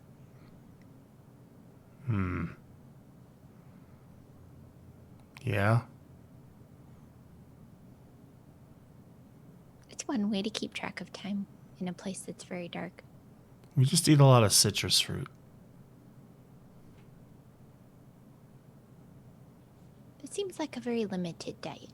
Yes. Why? We need the vitamin C.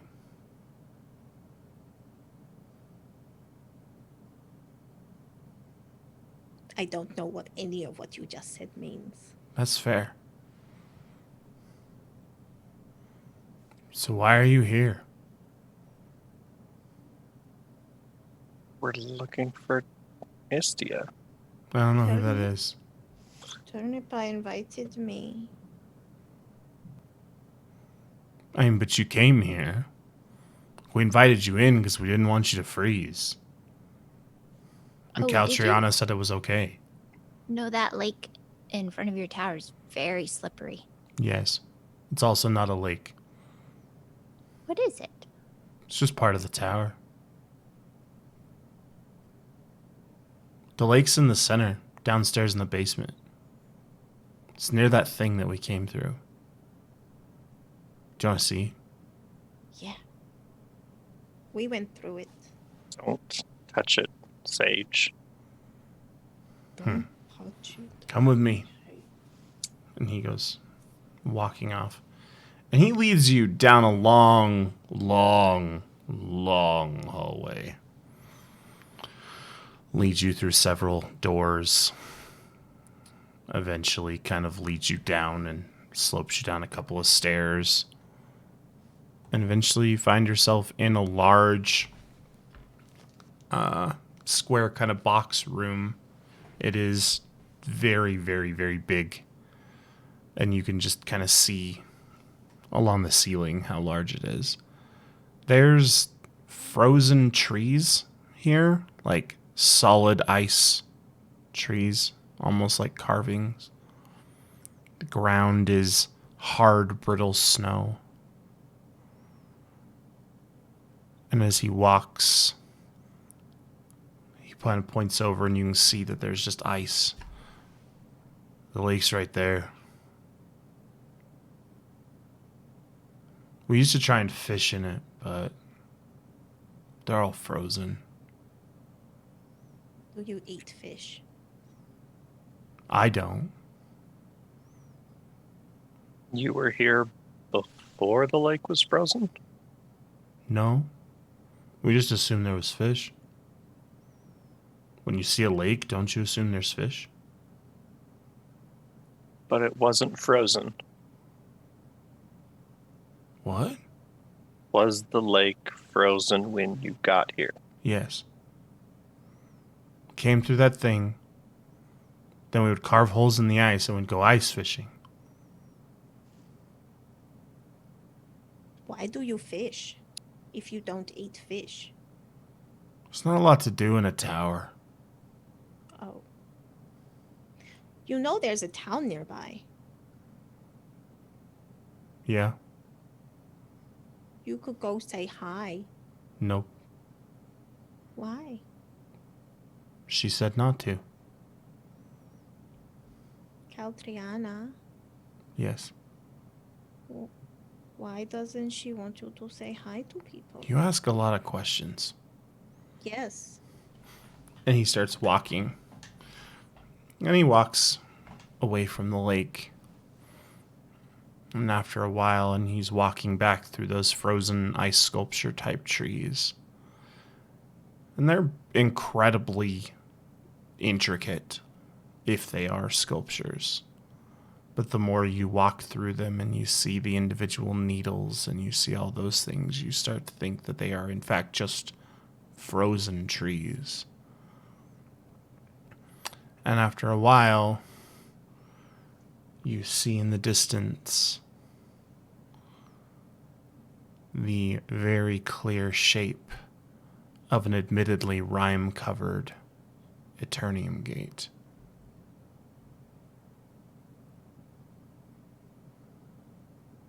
Came through that. Where did you come from? Me? Yes. Where were you before? Oh, Copenhagen. What is that? It's where we lived. Oh, I mean, it's where I lived. Not everybody lived there. You always this form? Yes?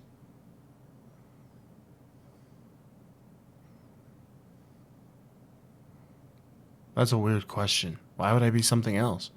I don't know. Were you always this form?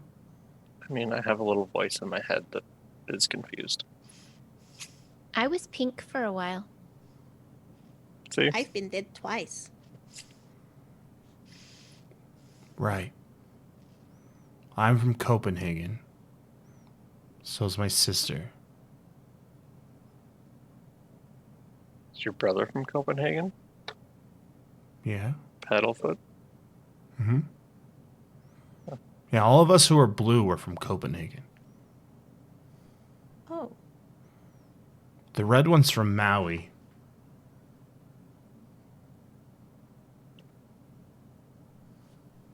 Why are you here if the tower is boring? Why haven't you gone back? Do you know how to work this thing? No, I've never seen one of these before. Yes. Sage, don't touch it. Okay. But okay. He asked a question. What happens if she touches it, Belmer? It'll open a Then portal Yes. to somewhere. Yes. The last thing that we need is to be transported to some other place. Deal with all this crap all over again. Maybe. No. Okay.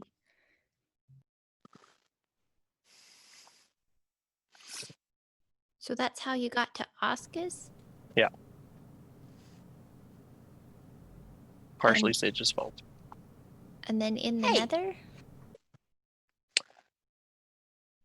Yes, from Oscus we got into the nether. There was another one there? Yes, there was another one there in Sosgemot Prison. prison. And then we got in that one and there was a no, we ended up in another city and then we went out because we were looking for Carter and then We found we you. found you. If these can lead to the nether, I'd rather not They go don't through lead there. to the nether, they go to other places. But Oscus doesn't sound like To very... 2 places. We don't know where it could take us. Elmir, educated guesses say we should go through the Aeternium gate again. No. But we need cobalt. Yes. Also, Oh, figuring out what's wrong with winter. oh yes. Well, Is where it did colder you down leave here her? than it was upstairs? Yep. Where did you leave her? Istia? Yes. She just was floating around the lake. And then you moved. We Cobalt talked to her, moved her. and she came over here and saw the gate. But it was really cold, and it seemed like it was affecting her. And I don't remember. 200 years was a long time ago. Can't remember if we told her to stay by the tree or wherever we had been. And then we left. Why don't you call her? We'll look over at Flora. You're the one that says that your gods are still alive. She might respond to you. But she's not... She's not my personal goddess. I don't think Istia! Istia, I cannot Besides, see you. I never said they talk to me. I said that Rhaenyra answers when I ask for her blessing. By healing those that I want to heal. I didn't say they, say hello. Oh, You're the one that has a goddess actually talking to him. If she's the not a good Sazgamoth person. is a goddess. Well, she's the daughter of God, but whatever. Besides, I don't think they would respond to me anyway. because they don't like you. I'm apparently a bad guy and did a stupid thing. Oh, You had difficult choices that you had to make. Yes. Like, Would you change it if you could? Yes. I already answered that question to someone else. I'd change it if I could. I wouldn't have come through when that thing opened up. what is it like in Copenhagen? That's pretty nice. Did it make your skin turn blue? No, my skin's just always blue. Oh, okay. Have you seen Istia? I don't know who that is.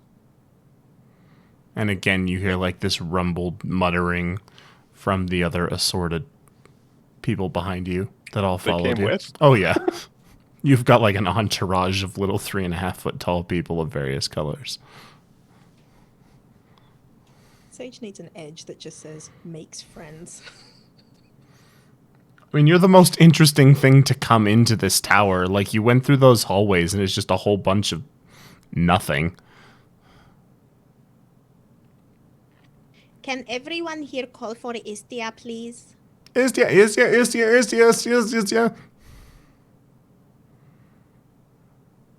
Does anyone hear anything? Because I cannot. Oh, I mean, you're hearing tons of echoes.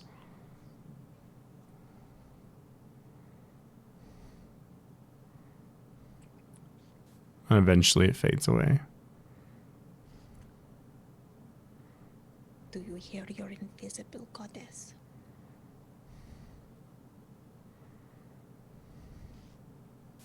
Flora's gonna start walking around the lake, just looking. Okay. After about 15 minutes or so, as you are walking, you feel a tug on like your hand. And you look down and the one that got introduced as Turnipina is standing there. Don't go over there. Over where? Over there. Why? Because we're not supposed to. Why? Did Caltriana tell you not to? Yes.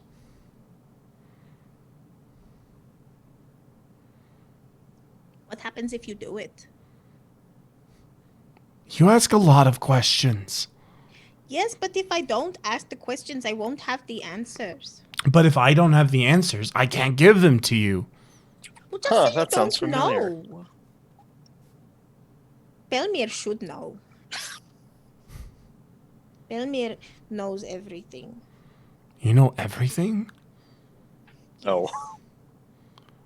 What is the winning lottery number in Copenhagen next week? You're not going to be there. So why does it matter? I've been sending a letter on a snowy owl like every day. My cousin could totally win if you tell me the number. I don't know where Copenhagen is. Hey, I've never heard of that. she says you know everything. And I say I Does. don't. So you're a liar. Me? Yes. No. Lying She's is just young and bad. naive. No. I'm not a liar. Nah, she was Turnipina. talking about how there's been like 200 years. No, she's not young. You guys are old.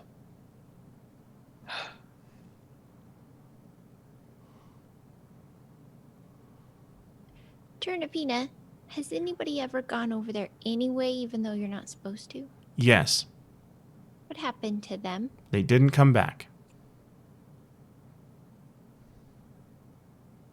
Why not?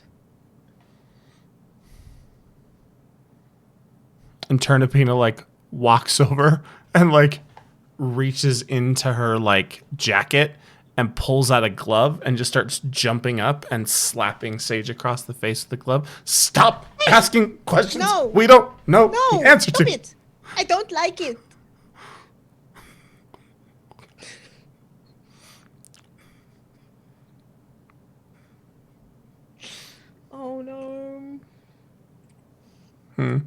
How often does the tower talk to you?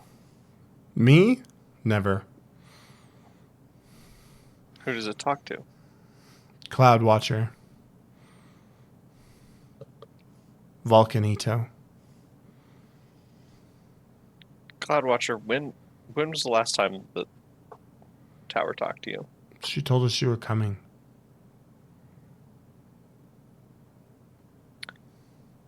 That's all. You said you'd stepped on her when was that? skirts. Oh. Is that the ice? I don't know. I've never been outside. I didn't step on any skirt.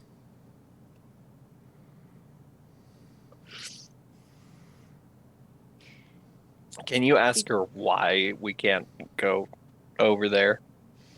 Okay. Why can't they go over there?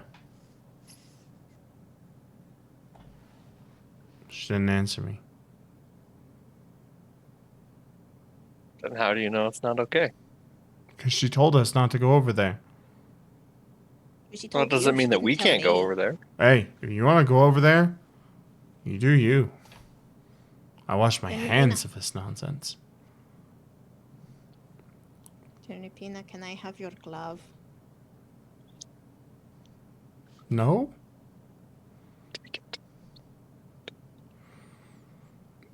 Don't slap me with it again, please. Don't ask stupid questions. They're not stupid. No! Belmer's gonna reach over and take the glove Hey!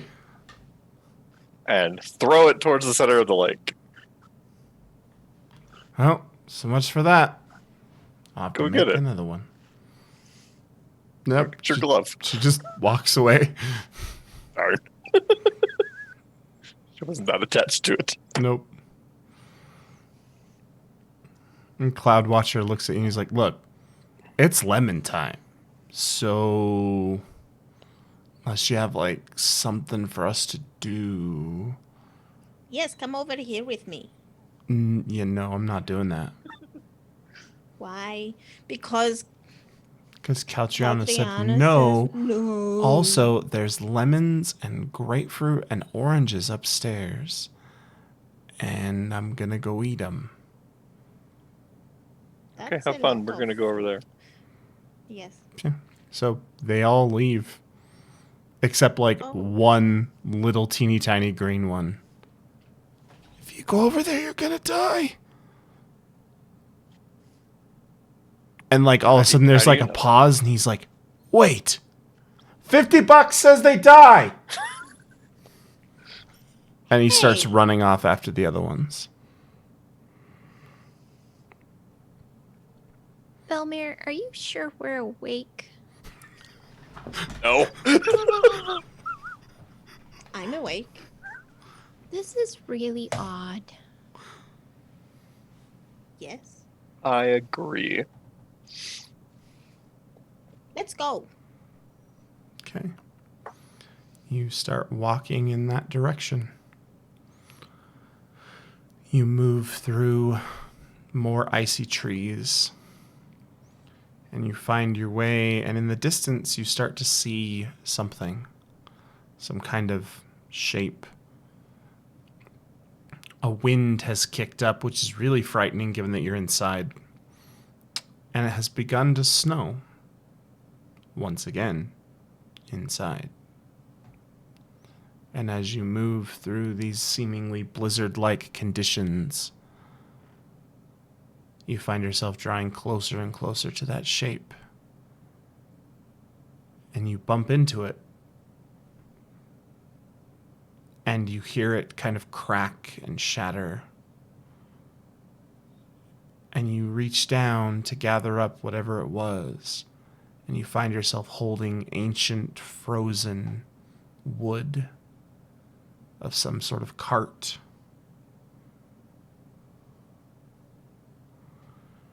And as you kind of are looking at each other, you look up and you see a figure curled up in the fetal position, just totally iced over.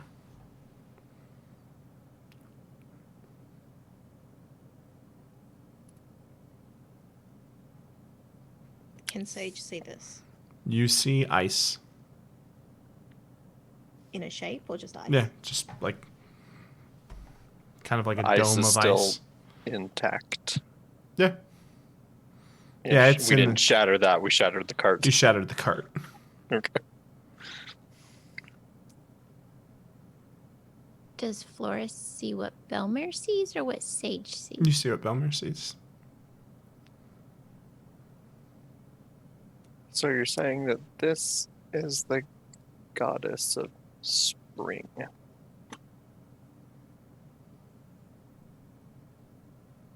That's what Hattie Marie said. She seemed to know a lot of things. But whoever she is, this probably isn't good for her. And Flora's gonna go over and try to, I don't know, touch the figure and see how solid the ice is. And Okay. As you draw close to the figure, as you're walking, the snow and wind abruptly stops. And you find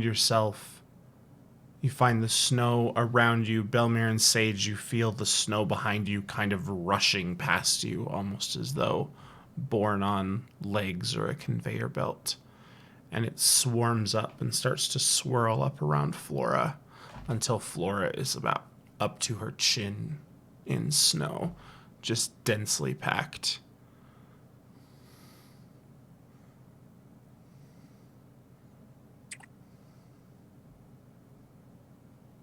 Flora, can you move?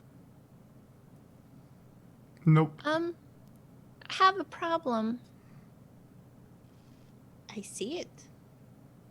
It's a lot of snow. Mm-hmm. Do you want me to try to move it?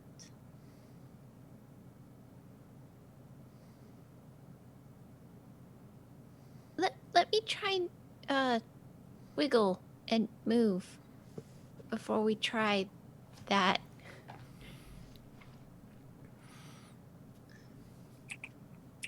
You seem totally incapable of wiggling and or moving. Mm, You can turn your head, sort of.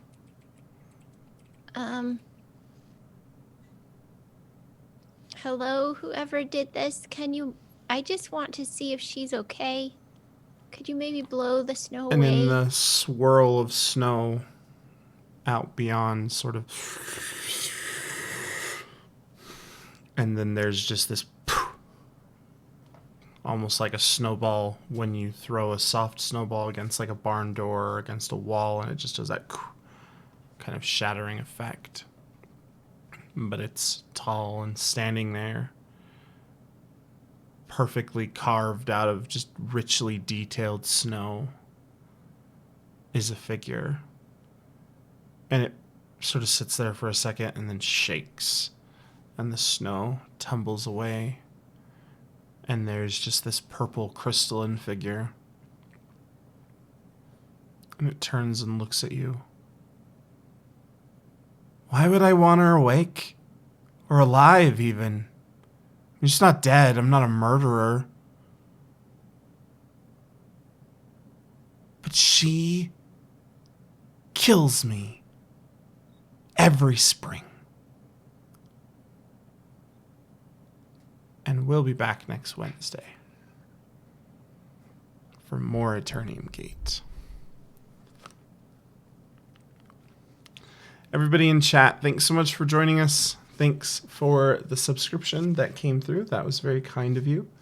I've been your host and storyteller, Eric Taylor. Do Respite is my thing, and I appreciate that you stuck around for the show.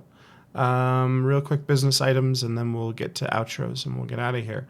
First things first, everything we do here for Do Respite is crowd-supported. And if you like what you heard, like what you saw, the best ways to help us out are either with that subscription button here on Twitch or over at patreon.com/DoRespite, where you can help us move toward podcast versions of all of our shows, and just help make my ability to be a professional storyteller a reality. There are no shows Saturday evening this week because it's the 4th of July here in the States, so it's Independence Day, and it will be very noisy at my house. But Saturday morning at 8 a.m. Eastern Time, you can catch Chantel. You can catch, hopefully, a feeling better Jamie, Sammy P. from Paddington Prowler, as well as Drew Wilson and Michelle Valancourt as they play Unlawful Disorder, which is an open legend game. So go check that out. And there's going to be some cool surprises. I think at least one that we're going to bring up. So definitely go and check that out. And besides that, we'll be back on Monday for Paddington. Now I'm going to turn it over to my wonderful cast to do outros. Chantel, how are you? How was game? Game was good. I had time to make a pocket of poop.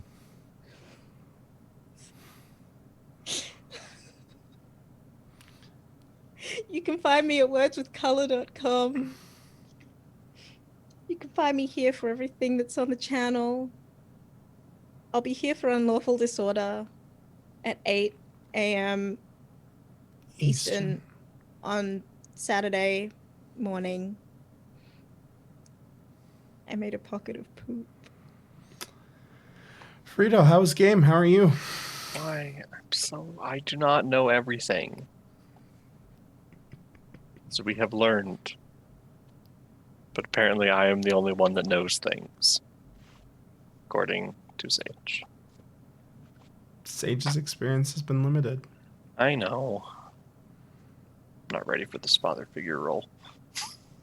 That's fair. Sarah, how are you? How was game? It was fun. I am glad. Alrighty. Well, that's going to do it for us. Remember, this is a Savage Worlds game, and everything we do here is produced under their content creators license or something. I don't remember. My bot's not working, or else I'd post the information. But you can find everything they do at peginc.com if you'd like to check out the rules. So definitely go and check that out if you like how we play. There it is. Game references the Savage Worlds game system. Available from Pinnacle Entertainment Group, www.peginc.com. Sorry, I have to read this. I'm required to. It is unofficial media content permitted under the Media Network Content Agreement. This content is not managed, approved, or endorsed by Pinnacle Entertainment Group. Certain portions of the materials used are the intellectual property of Pinnacle, and all rights are reserved. Savage Worlds, all related settings, unique characters, locations, characters, logos, and trademarks are copyrights of Pinnacle Entertainment Group. Thanks for letting me do the business portion that I have to do.